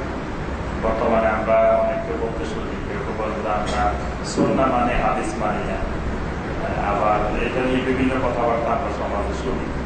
যেহেতু দার্সে হাদিস, আমরা শুনবো যে হাদিস এবং সুন্নাহ একই না, দুই জিনিস। আলহামদুলিল্লাহ, ওয়াসসালাতু ওয়াসসালামু আলা রাসূলিল্লাহ ওয়া আলা আলিহি ওয়া আসহাবিহি ওয়া ওয়ালা। শাস্ত্র কিন্তু একই, কিন্তু শব্দ তো দুটো ভিন্ন। সুন্নাহ মানে হচ্ছে তরিকা, পদ্ধতি, পথ। এটা হচ্ছে আয় তরিকাতু রাসূলিল্লাহ, সুন্নাতু রাসূলিল্লাহ, আয় তরিকাতু রাসূলিল্লাহ সাল্লাল্লাহু আলাইহি ওয়াসাল্লাম। সুন্নাহ শব্দটা রাসূল সাল্লাল্লাহু আলাইহি ওয়াসাল্লাম নিজেই উল্লেখ করেছেন। ফামান রাগিবা আন সুন্নতি ফালাইসা মিন্নি, যে ব্যক্তি আমার সুন্নাত থেকে, আমার তরিকা থেকে যে বিরাগ ভাজন হলো, মুখ ফিরিয়ে নিল, সে আমার অন্তর্ভুক্ত হলো না, আমার দল থেকে বাইরে, তাই না? আমার অন্তর্ভুক্ত নয়। সুন্নাহ শব্দটি মানসান্না সুন্নাতান হাসানাতান ও মানসান্না সুন্নাতান সাইয়্যাতান, আরেকটা হাদিসে যেটা ভালো সুন্নাত এবং খারাপ বেদআতের কথা সেখানে, অবশ্য সুন্নাহ সেখানে শাব্দিক অর্থে বলা হয়েছে। এভাবে আমরা দেখি রাসূল সাল্লাল্লাহু আলাইহি সাল্লামের কথার মধ্যে সুন্নাহ শব্দটা ব্যাপকভাবে ব্যবহৃত হয়েছে। আবার হাদিস কথাটি কোরআনে ব্যবহৃত হয়েছে, হাদিস কথাটি রাসূলুল্লাহ সাল্লাল্লাহু আলাইহি সাল্লামের কথায় ব্যবহৃত হয়েছে। হাদ্দাথা থেকেও হাদিস এসেছে। যাই হোক, কোরআনে আবার কোরআনকেও হাদিস বলা হয়েছে, বাণী। হাদিস মানে হলো বাণী। তাহলে আল্লাহর বাণী, কোরআন আল্লাহর বাণী, সেখানে আহসানুল হাদিস বলা হয়েছে কোরআনকে সবচেয়ে উত্তম বাণী। যাই হোক, এখন শরীয়তের পরিভাষায় সুন্নাহ এবং হাদিস এটা সিনোনিম বলা হয়। সিনোনিম মানে বিকল্প শব্দ একটা আরেকটার। সুন্নাহর সংজ্ঞা অবশ্য যারা যে শাস্ত্র চর্চা করেন সে অনুযায়ী একটু পার্থক্য হয়। যেমন যারা মুহাদ্দিসিনে কেরাম তারা সুন্নাহর সবচেয়ে ব্যাপক সংজ্ঞা দিয়েছেন। মা উযীফা ইলা রাসূলিল্লাহি সাল্লাল্লাহু আলাইহি ওয়াসাল্লাম মিন কাউলিন আও আমালিন আও তাকরীরিন আও সিফাতিন খালকিয়্যাহ আও খুলুকিয়্যাহ, যা রাসূল সাল্লাল্লাহু আলাইহি সাল্লামের দিকে সম্বন্ধযুক্ত হয়, চাই সেটা তার কথা হোক অথবা তার আমল হোক অথবা তার মৌন সম্মতি হোক অথবা তার শারীরিক সৃষ্টিগত বর্ণনা হোক অথবা আখলাকি বর্ণনা হোক। আখলাকি বর্ণনাটা হলো তার সিরা, তার জীবনের যে ঘটনা। তাইলে রাসূল সাল্লাল্লাহু আলাইহি সাল্লাম সম্পর্কিত যা কিছু আমরা পাই মুহাদ্দিসিনদের কাছে সেটাই সুন্নাহ, সেটাই সুন্নাহ। এই জন্য আমরা যেমন বুখারীর মধ্যে কিতাবুস সিয়ার দেখি, কিতাবুল মাগাজি দেখি, তাই না? অতীতের অনেক ইতিহাস সেখানে আমরা দেখি, যেগুলো দ্বারা হয়তো কোনো হুকুম সরাসরি সাব্যস্ত হচ্ছে না, শুধু ইতিহাসের ধারাক্রমিক বর্ণনা। রাসূল সাল্লাল্লাহু আলাইহি সাল্লামের নাকটা কতটুকু লম্বা ছিল, চুল কেমন ছিল, হ্যাঁ, অথবা তার হাত কেমন লম্বা ছিল। কিছু কিছু ক্ষেত্রে চুলের বিষয়টা, চুলের কাটিংয়ের ক্ষেত্রে আমাদের জন্য দলিল হতে পারে, কিন্তু নাকের কাটিং তো আর দলিল হতে পারে না, চুলের রংটা তো আর দলিল হয় না, তাই না? ইত্যাদি। তাহলে দেখা গেল যে কিন্তু মুহাদ্দিসে কেরাম সবটাই বর্ণনা করে।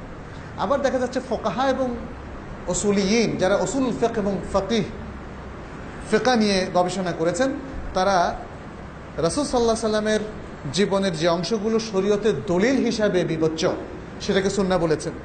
তাদের কাছে সুন্নাহ হচ্ছে মা উযীফা ইলা রাসূলিল্লাহ সাল্লাল্লাহু আলাইহি সাল্লাম মিন কাউলিন আও আমালিন আও তাকরীর, রাসূল সাল্লাল্লাহু আলাইহি সাল্লামের কথা, কাজ এবং মনসম্মতি। এটাই হচ্ছে আসলে হাদিস, এটাই হচ্ছে হাদিস। তাহলে সুন্নাহ শব্দের ব্যবহার সব শাস্ত্রের মধ্যে আছে, ইলমুল হাদিসের মধ্যে আছে, ইলমুল ফিকহের মধ্যে আছে, ইলমু উসুল ফিকহের মধ্যেও আছে। আর হাদিসও ব্যাপকভাবে মুহাদ্দিসিনে কেরাম এটাকে ব্যবহার করেছেন সবচেয়ে বেশি। তার মানে এটা ফিকহ উসুল ফিকহের মধ্যে আসেনি তা না, এসেছে, কিন্তু ওই যে সুন্নাহর সে অর্থ যে সংজ্ঞা তারা নিয়েছেন, হাদিসকে সে অর্থে তারা ব্যবহার করেন। আর হাদিস সাধারণত এই যে যেমন কুতুবুল হাদিস বলতে আমরা হাদিসের বইগুলো বুঝি, সুন্নাহর বইগুলো কিন্তু সেটা। বুখারী সুন্নাহর বই না, মুসলিম সুন্নাহর বই না, তারপরে এই যে সুনান আবি দাউদ, দেখেন এখানে সুন্নাহর বই বলছেন সুনান, সেখান থেকে সুনান আবু দাউদ, সুনান ইবনু মাজাহ, সুনান আন-নাসাই, সুনান আত-তিরমিজি, তাই না? তাইলে দেখা যাচ্ছে যে এগুলো প্যারালালি এই শব্দগুলো ইউজ হয়েছে। আর হাদিস থেকে মুহাদ্দিস, যিনি হাদিস পড়ান তিনি হলেন মুহাদ্দিস, এভাবে এসছে। অতএব কখনো যদি আমরা হাদিস বলি তাতে কোনো সমস্যা নেই, কখনো যদি আমরা সুন্নাহ বলি তাতেও কোনো সমস্যা নেই। তবে কোরআন এর সাথে প্যারালালি হাদিস ব্যবহার না করে রাসূল সাল্লাল্লাহু আলাইহি সাল্লাম থেকে আরম্ভ করে সাহাবায়ে কেরাম অন্যরা সুন্নাহ শব্দটাই বেশি ব্যবহার করতেন। এই জন্য তিনি যেমন বলেছেন, তারাকতু ফিকুম আমরাইন লান তাদিল্লু মা ইন তামাসসাকতুম বিহিমা কিতাবাল্লাহি ওয়া হাদিসি, এটা বলছেন সুন্নতি। হাদিসটাও কিন্তু কাউল ফিল তাকরীরকে শামিল করে, কারণ হাদিসগুলোর পড়লে আমরা সেটা বুঝি, কিন্তু হাদিসের শাব্দিক অর্থ হচ্ছে কি? কথা। হাদিসের শাব্দিক অর্থ কিন্তু ফেল না, হাদিসের শাব্দিক অর্থ হচ্ছে কথা। পরবর্তীতে হাদিস যখন একটা পরিভাষা হিসাবে স্বীকৃত হলো, তখন আমলকেও হাদিস অন্তর্ভুক্ত করে নিল এবং তাকরির বা মৌন সম্মতিকেও অন্তর্ভুক্ত করে নিল। আমরা অনেকে সুন্নাহ বলার কারণে মানে অনেকে একটু কনফিউজড হন যে তাহলে হাদিসটা কি, ওনারা হাদিস না বলে সুন্নাহ কেন বলছেন। আশা করি এই উত্তরের মাধ্যমে আপনাদের কাছে জিনিসটা স্পষ্ট হয়ে যাবে ইনশাআল্লাহ। পরবর্তী যে প্রশ্ন বিষয় হলো আমাদের আজকে যে অনুষ্ঠানটি ছিল সেটি হলো মোরাকাবা প্রসঙ্গে। তো আমাদের দেশে এখন ব্যাপকভাবে একটি চিন্তা চেতনা প্রসার হচ্ছে, সেটা হলো মেডিটেশন, ধ্যান করা। এবং আমি কিছুদিন আগে দেখে আসছি যে একটা গ্রামে একেবারে উপজেলা শহর থেকে অনেক দূরে নদীর ওই কাছে একেবারে গ্রাম এলাকায় একটা কলেজে আধা ঘন্টা পর্যন্ত ছাত্র ছাত্রী শিক্ষক সবাই ধ্যানে মগ্ন থাকে। ক্লাস শুরু হওয়ার আগে আধা ঘন্টা একবারে পুরো কলেজের শত শত ছাত্র ছাত্রী শিক্ষক সবাই ধ্যানে মগ্ন থাকে, মেডিটেশন করে, তারপরে তাদের ক্লাস শুরু হয়। এবং এটাকে তারা দলিল পেশ করে থাকেন যে নবী সাল্লাল্লাহু আলাইহি ওয়াসাল্লাম যে নবুয়তের আগে যে গুহাতে যেতেন সেখানে গিয়ে নবী সাল্লাল্লাহু আলাইহি ওয়াসাল্লাম এই মেডিটেশন করতেন, ধ্যান করতেন। এটা নবীর সুন্নাত। এইভাবে মানে মানুষকে প্রচার করা হয় যে এটা নবী সাল্লাল্লাহু আলাইহি ওয়াসাল্লাম করছেন। এবং এটা হলো একটা বিষয় যে তাহলে নবী সাল্লাল্লাহু আলাইহি ওয়াসাল্লাম ওখানে কি করতেন নবুয়তের আগে, ওইটা কি এটার সাথে সম্পর্কিত কিনা বা মেডিটেশন সম্পর্কে ইসলাম কি বলে। আরেকটা হলো যারা সুফিবাদী মোরাকাবা, সুফি দর্শনের মোরাকাবা, তারা বলতেছে যে আল্লাহ বলছেন ওয়ায়াতাফাক্কারুনা ফি খালকিস সামাওয়াতি, তাফাক্কুরটাই অর্থাৎ চিন্তা করা, যে একটা বিষয় ফিকির করা, যে একটা জিকির আর একটা ফিকির, ওই ফিকিরটাই মোরাকাবা। জি জি, ধন্যবাদ। প্রথম হচ্ছে মেডিটেশন, যেটা বিভিন্ন method, silver method, golden method, quantum method, এটার নানা মেথডগুলো আমাদের সমাজে প্রচলিত আছে।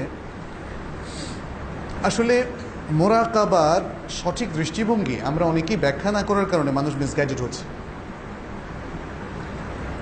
প্রথমত অনেক মানুষ এগুলোতে মানে কোর্সগুলো করছে এবং তারা এই ধরনের মেডিটেশনের প্র্যাকটিস করছে এবং তারা নাকি নানাবিধভাবে উপকৃত হচ্ছে। এই দাবি দ্বারা কোনো জিনিসের অথেন্টিসিটি প্রমাণিত হয় না। কারণ আপনি দেখুন আমাদের সমাজে বিভিন্ন সুফি ধারার মধ্যে নানা ধরনের মেডিটেশন আছে এবং নানা ধরনের রিচুয়াল বা আনুষ্ঠানিকতা আছে।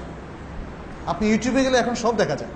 আগে এক সময় আমরা এগুলো শুনতাম আর রেওয়াজ করতাম। এখন ইউটিউবে যেহেতু প্রত্যেকে হয় ভক্তরা নিজেরা অথবা সেখানে কেউ পর্যবেক্ষণের জন্য গিয়ে তারা এগুলো মোবাইলের মাধ্যমে এখন ইউটিউবে দিয়ে দিচ্ছে, ফলে এই ধরনের সব কিছু এখন ইউটিউবে পাওয়া যায়।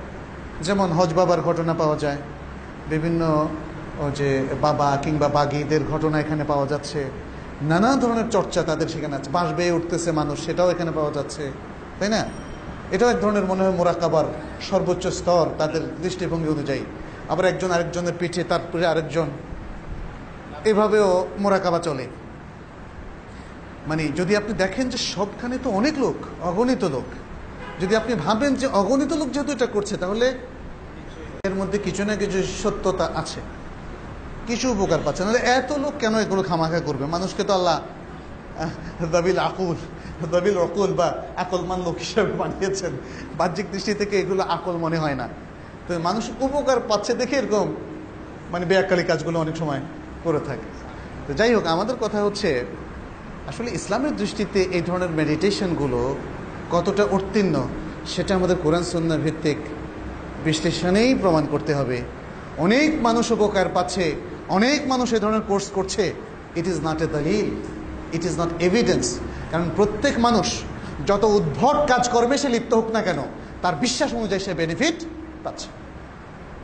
আমি একজন খুব বড় মানের ফার্মাসিস্টের সাথে গত 2 দিন আগে কথা হলো। তিনি এই যে নোভাটিস এবং এসিআইয়ের মতো বড় ফার্মাসিউটিক্যালসে ফার্মাসিস্ট হিসেবে কাজ করছেন। তারা বলছেন ওষুধ কোম্পানিগুলো অনেক সময় কয়েক ধরনের ওষুধ বানায়। তারা কোনো ধরনের মানে ঔষধের উপকরণ ছাড়াও কিছু কিছু মানে 30 থেকে 35-40% ওষুধ বানায়, যেগুলোর মধ্যে আসলে কোনো মেডিকেশনই নেই। রোগীদের উপরে তারা যখন দেখেন যে ইফেক্টিভটা কেমন, কিছু পরীক্ষা হয়, তখন দেখা যায় যে প্রায় 40%-এর মতো রোগী এই মেডিকেশন ছাড়াই ওষুধগুলো খেয়ে, হয়তো শুধু পাউডার, ভালো হয়ে যায় মানসিক কারণে। সে ভাবে যে না, ওষুধ খেয়েছে, ভালো লাগতেছে। তো একজন মাথা ব্যথার লোককে আপনি ট্যাবলেট প্যারাসিটামলের মতো, ভিতরে প্যারাসিটামলের কিছু ড্রাগ নাই, খাওয়ান যদি, সে জানলো যে এটা খুব শক্তিশালী পাওয়ারফুল প্যারাসিটামল, দেখবেন যে সে বললো যে আমার অনেক ভালো লাগতেছে। তো কী খেয়ে ভালো লাগতেছে আপনার? এইটা ডাক্তারের কাছেও আমার শোনা, ফার্মাসিস্টদের কাছেও আমার শোনা। তার মানে হচ্ছে আপনি এখন যত উল্টাপাল্টা যাই করেন না কেন, যেহেতু এই এই এই সিস্টেমের প্রতি আপনার অগাধ আস্থা, আপনি ভাবেন যে আই এম গেটিং বেনিফিটেড, আমি এটা দ্বারা উপকার পাচ্ছি। এটা দলিল নয়, শরীয়তে এটাকে কখনো দলিল হিসাবে দেখানো যাবে না। রাসূল সাল্লাল্লাহু আলাইহি সাল্লামের কথা যেটা এসেছে, রাসূল সাল্লাল্লাহু আলাইহি সাল্লাম সেখানে মোরাকাবা করতেন, এরকম কোনো হাদিস তো আমরা পাইনি। এবং রাসূল সাল্লাল্লাহু আলাইহি সাল্লামের সিরাতের বইগুলো তো এটা লেখা নাই। বলা হয়েছিল তার কাছে নির্জনতা ভালো লাগতো। কারণ হচ্ছে ওহী কিছুদিন পরে তার উপর নাজিল হবে, ওহীর জন্য তাকে শারীরিক মানসিকভাবে প্রস্তুতির এটা আল্লাহ কর্তৃক একটা গাইডেন্স ছিল। এটা মোরাকাবা না, তিনি তাফাক্কুর করতেন, এটাও কিন্তু বলা হয়নি। কি নিয়ে তাফাক্কুর করবেন? হ্যাঁ, ইয়াতাহান্নাতু। তাহলে তাফাক্কুর করার জন্য তো লাইন লাগবে নাকি, ফর্মুলা লাগবে। তো উনি তো ওহী পান নাই, তাহলে তাফাক্কুর করবেন, তখন তাফাক্কুর করেছেন কিসের ভিত্তিতে? আর তখন তো কোনো ওহী ছিল না, ওটা হচ্ছে ফাতরাতুম মিনাজ জামান, নবুয়তের ফাত্রা কাল চলছিল। ফাত্রা মানে হচ্ছে বিচ্ছিন্নতা। সবাই নবুয়ত থেকে, ওহী থেকে ডিটাচ ছিল, ওহীর কোনো আলো তখন ছিল না প্রায় 500 বছর ধরে। তাহলে উনি আগের কোনো ওহীও প্রাপ্ত হননি, নবীদের কোনো স্ক্রিপ্টও তার কাছে আসেনি, কোনো ফিলসফিক্যাল বই, গ্রিক ফিলসফি, ইন্ডিয়ান ফিলসফি কিছুই তার কাছে ছিল না, আর কোরআনের ওহীও তার উপর নাজেল হয় নাই। ফলে তিনি তাফাক্কুর করেছেন, এটা শুদ্ধ নয়। কিন্তু তার কাছে খালুয়া এটা ভালো লাগতো, নির্জনতা। কারণ অনেক সময় বলে না, আমরা যখন কোনো সিরিয়াস রোগীকে আইসিইউতে দেখতে যাই, আমাদেরকে দেখতে দেয় না, ওনার সাথে কথা বলবেন না, ওনাকে নির্জনে থাকতে দিন। এটা কি মোরাকাবা? হাসপাতালে থাকলে কি মোরাকাবা? ডাক্তাররা কি বলেন যে উনি মোরাকাবা করছেন, ওনাকে মোরাকাবা করতে দিন। সুতরাং দেখেন, এটা হচ্ছে যে যেভাবে কল্পনা করছে ঘটনাকে এবং দলিলকে সেভাবে ফিট করার জন্য চেষ্টা করছে, এর বেশি কিছু না। এরপরে আরও মজার ব্যাপার হচ্ছে, যেদিন রাসূলুল্লাহ সাল্লাল্লাহু আলাইহি ওয়াসাল্লামের উপর ইকরা নাজিল হলো, এরপরে কি আর নির্যাতনটাকে ভালো লাগতো তার কাছে?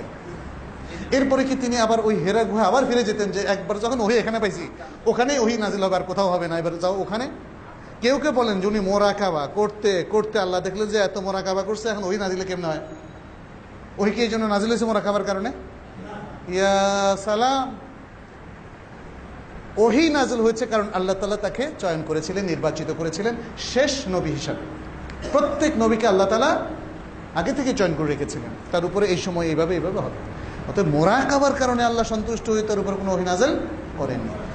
আর রাসূল সাল্লাল্লাহু আলাইহি সাল্লাম এর নবুয়ত প্রাপ্তির পর থেকে হচ্ছে মুসলমানদের জন্য দলিল। তিনি কি কোনো পাহাড়ে গিয়ে আর কোনো মানে যদি আপনি এটাকে মোরাকাবাও বলেন আর করেছেন, তাহলে ওহী নাজিল হওয়ার আগে তিনি কি করেছেন সেটা যদিও রাসূল সাল্লাল্লাহু আলাইহি সাল্লাম তাকে দিয়ে ভালো কাজই করিয়েছিলেন, কিন্তু সেটা শরীয়তের দলিল নয়। তারপরেও তো আমরা বলেছি যে শরীয়তের দলিল নয়, কিন্তু সেটাকে যেমন মোরাকাবা হিসেবে ওনারা চিহ্নিত করছেন, সেটা even মোরাকাবাও ছিল না, যে অর্থে তারা মোরাকাবা বা মেডিটেশনও ছিল না। আচ্ছা, তাহলে এখনকার যে মেডিটেশনগুলো আমরা বিভিন্ন মেথডে দেখি, এই মেথডগুলো হচ্ছে বিভিন্ন জিনিসের জগা খিচুড়ি। হিন্দু ধর্মের বিভিন্ন ধরনের যোগ ব্যায়ামের জগা খিচুড়ি, খ্রিস্টান ধর্মের বিভিন্ন রকম মেডিটেশনের জগা খিচুড়ি, এবং ইসলাম থেকে জোর করে কোনো জিনিসকে মেডিটেশন নাম দিয়ে এর সাথে একসাথ করা হয়েছে। ইসলামের সব কিছুর মধ্যে যদি আমরা মেডিটেশন বলি, চিন্তা, ইফেক্টিভ চিন্তা, অর্থবহ চিন্তা, অর্থবহ যে এহসানের কথা আমরা বললাম, আমাদের মেডিটেশনটা ইসলাম হচ্ছে এহসান। এবং যে মোরাকাবার কথা আজকে আমি বললাম ব্যাখ্যা, এটাই হচ্ছে ইসলামের এনাফ মেডিটেশন, এনাফ মোরাকাবা। এটাই আর যে কোনো ধরনের মেথড থেকে আমাদেরকে বেনিয়াজ করবে, অমুখাপেক্ষী করবে। আমাদের জন্য ইসলাম যে ফর্মুলা দিয়েছে, বিশেষ করে এহসানের যে ফর্মুলাটা, ইহসানের ফর্মুলাটা আপনার ইমান ইসলাম দুটোকে প্রোটেক্ট করবে এবং সেখানে স্পেশাল স্ট্রেংথ, শক্তি দেবে। এই জন্যই দেখেন সাহাবাই কেরাম, যেহেতু এই তিনটা সরাসরি জিবরিল এবং রাসূল সাল্লাল্লাহু আলাইহি সাল্লামের কথোপকথনের মাধ্যমে তারা দেখেছেন, আত্মস্থ করেছেন, তারা ইসলামের বিষয়টা আত্মস্থ করেছেন, ইমানের বিষয়টা আত্মস্থ করেছেন, ইহসানের বিষয়টা আত্মস্থ করেছেন। ফলে তাদেরকে কখনোই আমরা কনফিউজড হতে দেখলাম না, সন্দিহান হতে দেখলাম না। সব কিছু আল্লাহ রাসূলের পথে ব্যয় করতে, দ্বিধা করতে দেখিনি, মানব কল্যাণে ঝাঁপিয়ে পড়তে দেখিনি, ঝাঁপিয়ে পড়তে দ্বিধা করতে দেখিনি। তারা মানব কল্যাণে সবসময় ঝাঁপিয়ে পড়েছেন। দ্বীনের যে কোনো ডাকে তারা সাথে সাথে তারা ঝাঁপিয়ে পড়েছেন। আল্লাহ রাসূল সাল্লাল্লাহু আলাইহি ওয়াসাল্লাম যখনই যুদ্ধের ডাক দিতেন, সে বদর, উহুদ, খন্দক, তখনই সকলেই সে তাদের ঝাঁপিয়ে পড়েছেন একটাই, তারা ইহসানের মাধ্যমে যে বিশাল শক্তি তারা লাভ করেছেন। আজকে এই মেডিটেশনের মধ্যে সেই শক্তি মানুষের মধ্যে নেই। আজকে দেখুন, এই মেডিটেশন কি মানুষের দুর্নীতি কমাতে পেরেছে? বরং অনেক লোক হয়তো ভাবে যে আমার দুর্নীতিতে এটা আরও হেল্প করবে কোথায়, এই জন্য তিনি মেডিটেশন শেখেন ইত্যাদি। যাই হোক, অন্যদের সিস্টেমের প্রতি আমরা আক্রমণাত্মক হচ্ছি না, কিন্তু এতটুকু আমাদের এনশিওর হওয়া প্রয়োজন যে এই সিস্টেমগুলো হচ্ছে বিভিন্ন রকম প্র্যাকটিসের একটা খিচুড়ি বা একটা জগা খিচুড়ি, যাই হোক। আর ইসলামিক পদ্ধতিগুলো, এর মধ্যে সালাত আছে। আপনাকে কেন বলা হয়েছে আজানের সাথে সাথেই সালাতে চলে আসবেন? এই 15 মিনিট কী করবেন আপনি? এটা হচ্ছে আমাদের, তাই না, আমাদের মেডিটেশন। মসজিদে এসে কোরআন পড়বেন, মসজিদে এসে দার্স পড়বেন, আপনার মাইন্ডে যে ত্রুটিগুলো আছে সেগুলো দূর করবেন, আপনার অস্থিরতাটা দূর করবেন, তাই না? রাসূল সাল্লাল্লাহু আলাইহি সাল্লাম বলেছেন বেলালকে, আরিহনা বিহা ইয়া বেলাল, আই বিসসালাতি ইয়া বেলাল, বেলাল সালাত পড়ে আমাদেরকে প্রশান্ত করো। আলা বিযিকরিল্লাহি তাতমাইন্নুল কুলুব, কারণ অন্তরের অস্থিরতা দূর করার জন্য তো মেডিটেশন। কোরআন তেলাওয়াত করুন, ওয়াল্লাহি অন্তর অস্থিরতা দূর হয়ে যাবে।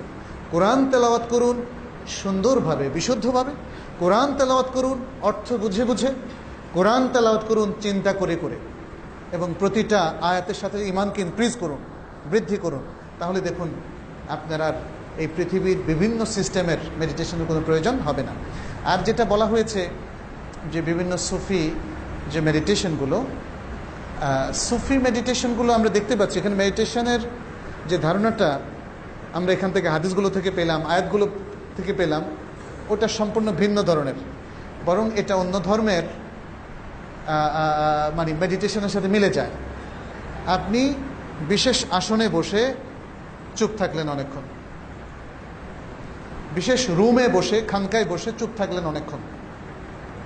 এটা কি রাসূল সাল্লাল্লাহু আলাইহি ওয়াসাল্লামেরও তো, যদি বলি যে তার বাসাটা তার খানকায় ছিল, ধরেই নিলাম, তো আয়েশা রাদিয়াল্লাহু আনহা তো কোনো রেওয়ায়েত তো পাওয়া যায় না যে রাসূল সাল্লাল্লাহু আলাইহি ওয়াসাল্লাম, আয়েশা দেখলাম যে মাঝে মাঝে 4 ঘন্টা 5 ঘন্টা বসে আছেন, মোরাকাবায় বসেছেন রাসূল সাল্লাল্লাহু আলাইহি ওয়াসাল্লাম কখনো। সুতরাং ওই ধরনের মোরাকাবাগুলো সবই হচ্ছে সুন্নাহর খেলাফ। অতএব সুন্নাহর খেলাফ কোনো মোরাকাবা পদ্ধতি ইসলামে আসলে সমর্থিত নয়। এটা অন্য ধর্মের অনুসরণ হতে পারে, অন্য ধর্ম দ্বারা প্রভাবিত বা অন্য সিস্টেম দ্বারা প্রভাবিত মোরাকাবা হতে পারে, বাট এটা ইসলাম দ্বারা সমর্থিত মোরাকাবা নয়। জি, আলহামদুলিল্লাহ। আমরা সংক্ষিপ্ত দুটি বিষয় জানতে চাব।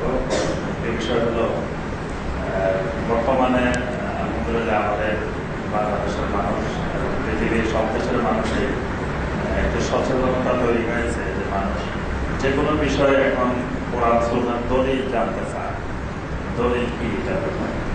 তো আমাদের দেশের আলহামদুলিল্লাহ জনগণ এখন ওলামা কেরামদের কাছে জানতে চায় যে পীর মুরিদের দলিল, এটা দলিল কি বা কোরআন সুন্নাহ কি, কোথা থেকে আসে।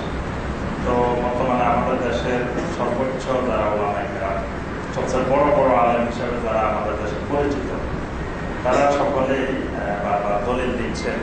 আজকে যে হাদিস আমাদের আজ পেশ করা হয়েছে যে পীর মুরিদি, এটা কোরআন হাদিসে আছে এবং যিনি এটা অস্বীকার করবেন তিনি কোরআন হাদিসকে অস্বীকার করবেন।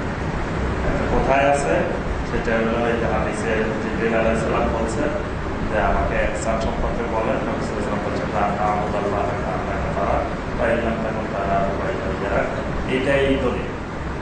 তো আমরা শায়খের কাছে এই বিষয়টা জানতে চাবো যে এটার সাথে, এই হাদিসের দলিলের সাথে আমাদের পীর মুরিদের কোনো সম্পর্ক আছে?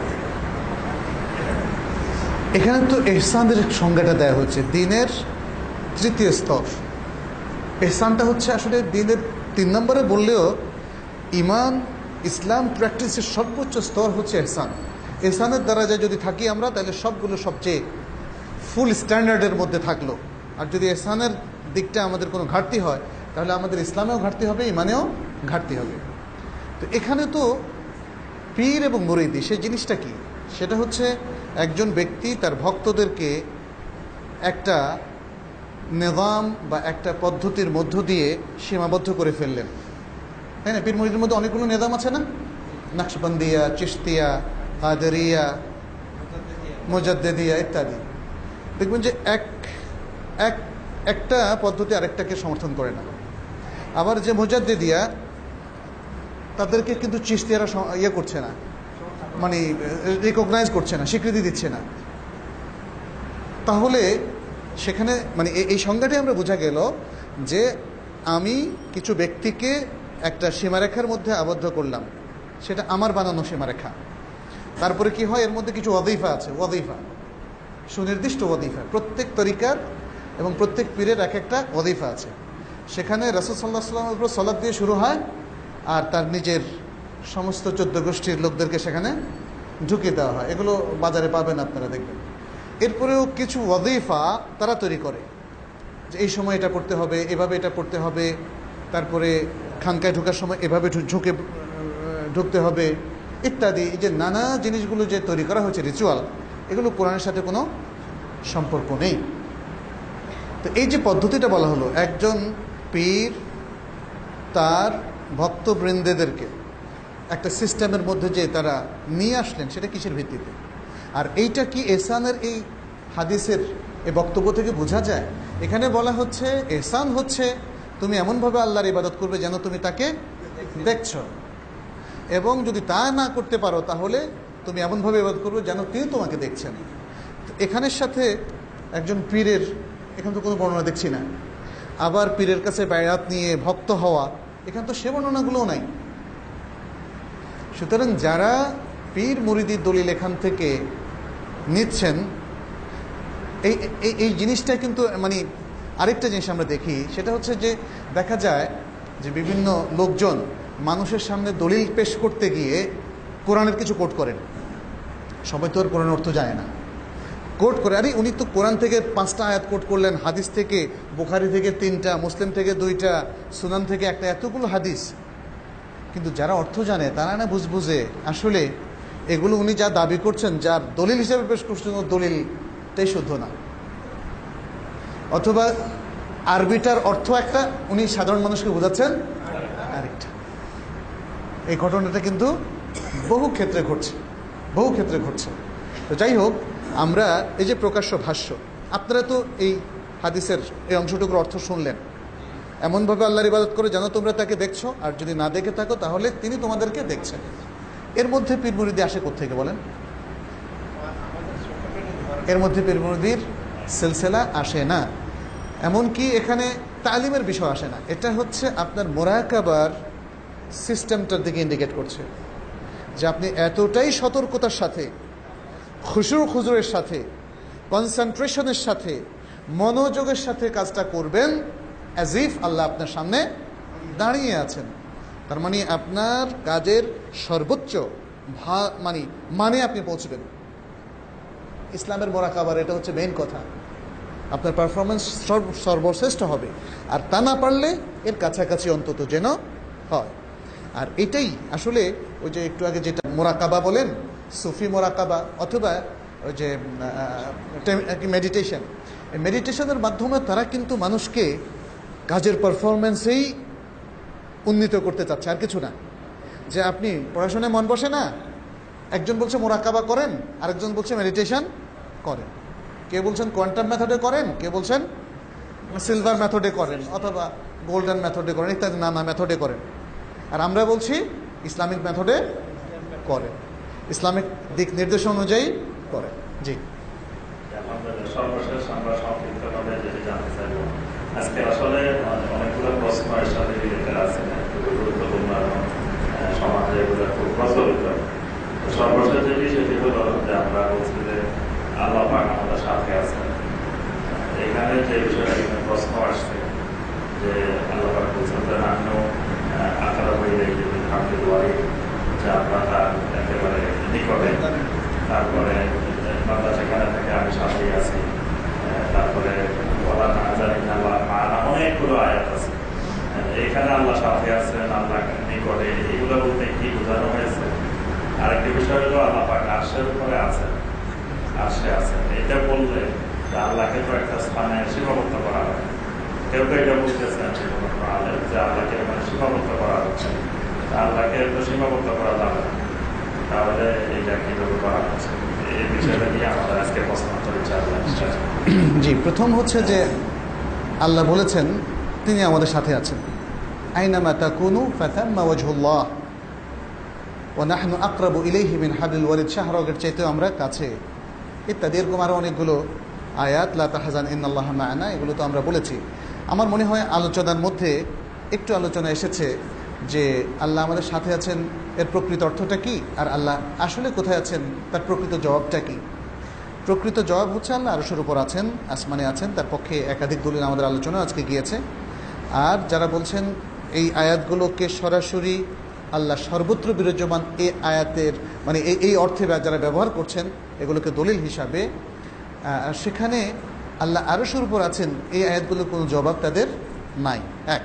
আর আমাদের জবাব বলি আসলে আমি এবং ডক্টর ইমামের নয়, এটা হচ্ছে আহলুস সুন্নাহ ওয়াল জামাতের আকীদা, যে আকীদার সাথে চার ইমাম সহ সমস্ত সাহাবায়ে কেরাম ছিলেন, এবং সহি তরিকার যত ওলামায়ে কেরাম সেই যুগ যুগ থেকে আরম্ভ করে মুহাদ্দিসিনে কেরাম, ফুকায়ে কেরাম, তারা সকলেই এই মতের উপরে ছিলেন যে আল্লাহ আরশের উপর আছেন। কারণ আপনি যখন মানে তাহকিক করে পড়বেন তখন দেখবেন যে একমাত্র সুফি ধারার লোকজন ছাড়া আর কেউ এটা বলে না যে আল্লাহ সর্বত্র বিরাজমান বেদাতিহি, তার দাঁত সহ, আল্লাহর দাঁত বা সেলফ সত্তা সহ তিনি সর্বত্র বিরাজমান।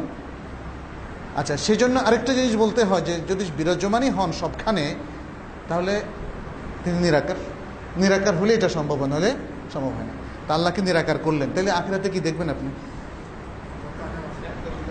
ইলা রব্বিহা নাযিরা, কোরআন বলছে ইলা রব্বিহা নাযিরা, রবের দিকে তারা তাকিয়ে দেখবে। আর সহিহ বুখারীর কিতাবুত তাওহীদের মধ্যে বলা হয়েছে সাতারাউনা রব্বাকুম কামা তারাউনা,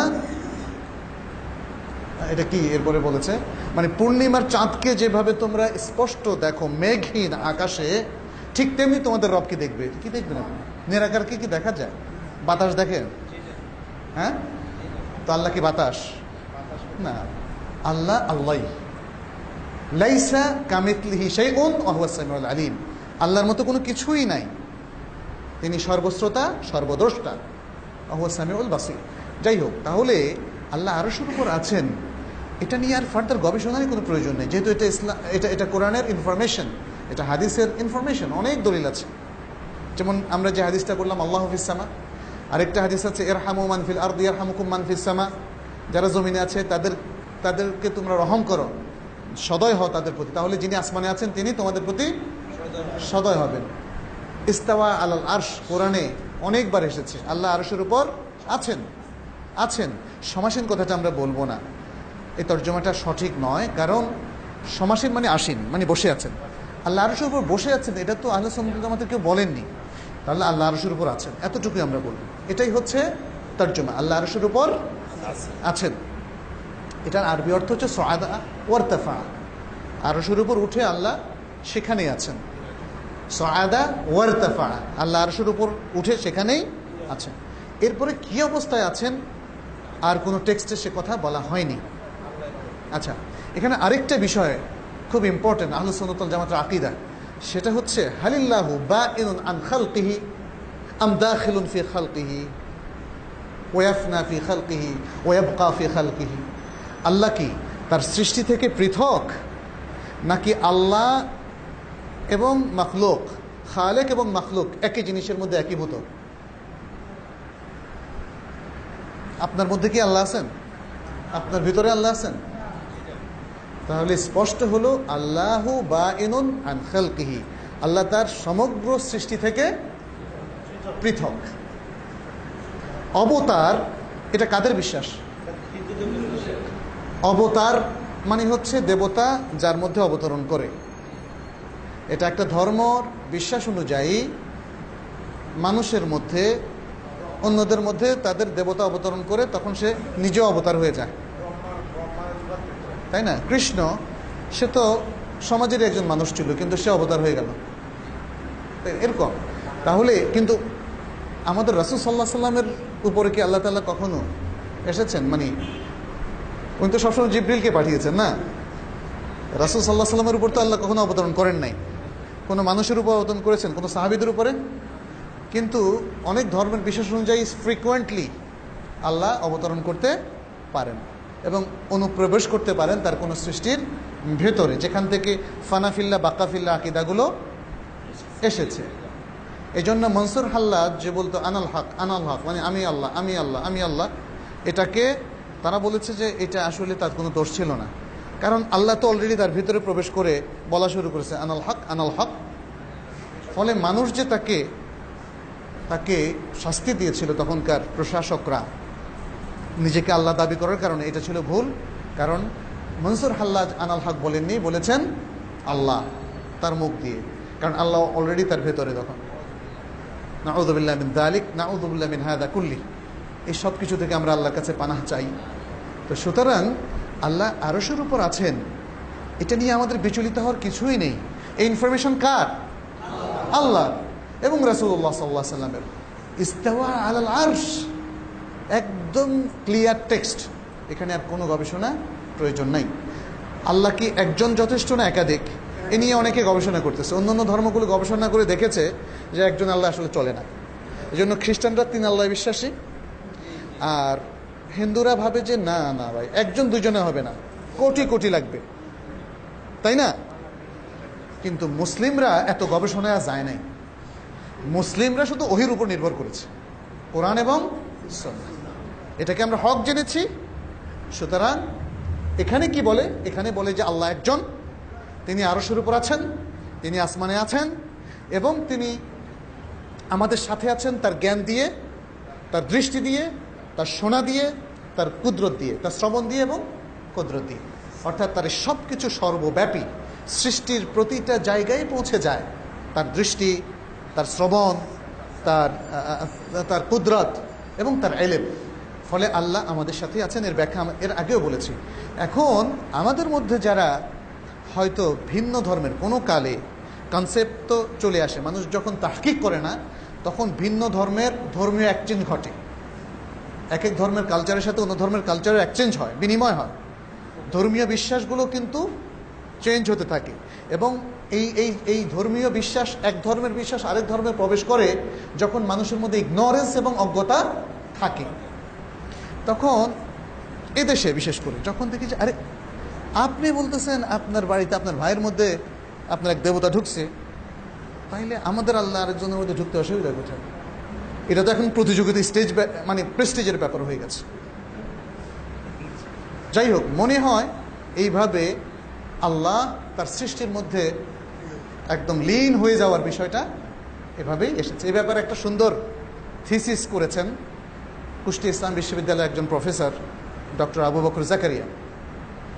উনি বলেছেন মুসলিম বিভিন্ন ফেরকা হিন্দু ধর্মের বিভিন্ন আকিদা বিশ্বাস দ্বারা যে প্রভাবিত হয়েছিলেন সেটা উনি দলিল আদিল্লা সহ তার প্রায় ১৫০০ পৃষ্ঠার থিসিসের মধ্যে নিয়ে এসেছেন।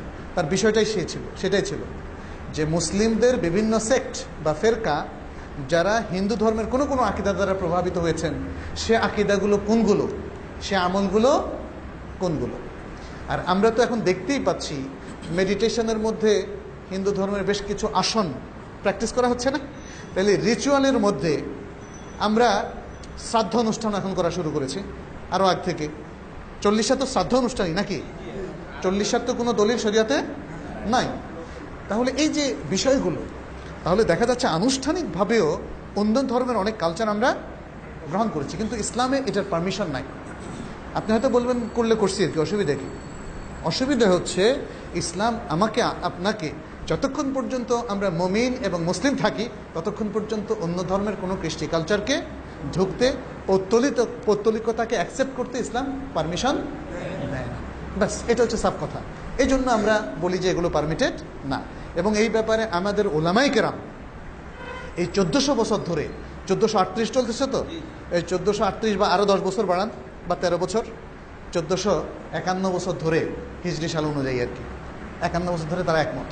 কারণ রাসূল সাল্লাল্লাহু আলাইহি সাল্লাম তো এই হিজরি সাল গণনার আরও 13 বছর আগেই নবুয়তপ্রাপ্ত হয়েছে। 1451 বছর ধরে সমস্ত মুসলিম স্কলাররা এই মতের উপর রয়েছেন, যারা অ্যাকসেপ্ট করতেছেন অন্য ধর্মের কৃষ্টি কালচার আকিদা, এটা তারা নিজ দায়িত্ব করছেন, এটা তারা তার ইগনোরেন্সের কারণে করছেন, এটা তারা ইসলামকে এবং ইমানকে যথেষ্ট গুরুত্ব না দেওয়ার কারণে করেছেন, অথবা ইমানের সাথে ইসলামের সাথে যে কন্ট্রাডিকশন হচ্ছে এই জিনিসটা আবিষ্কার করতে না পারার কারণে করছেন। তার মানে এগুলো ভুলক্রমে আমাদের মধ্যে এসে এগুলো আমাদের দিন ধর্মের, ইসলামের ধর্মের অংশ হয়ে যাচ্ছে।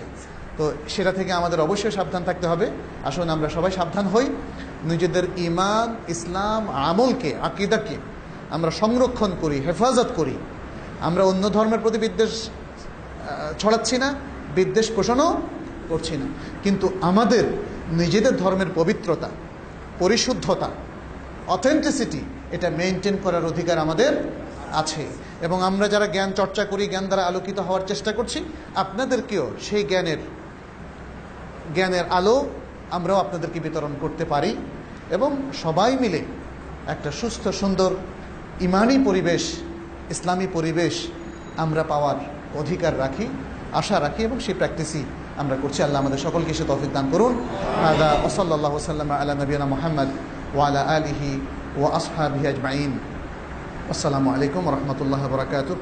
সুবহানাকাল্লাহুম্মা ওয়া বিহামদিক আশহাদু আল্লা ইলাহা ইল্লা আনতা আস্তাগফিরুকা ওয়া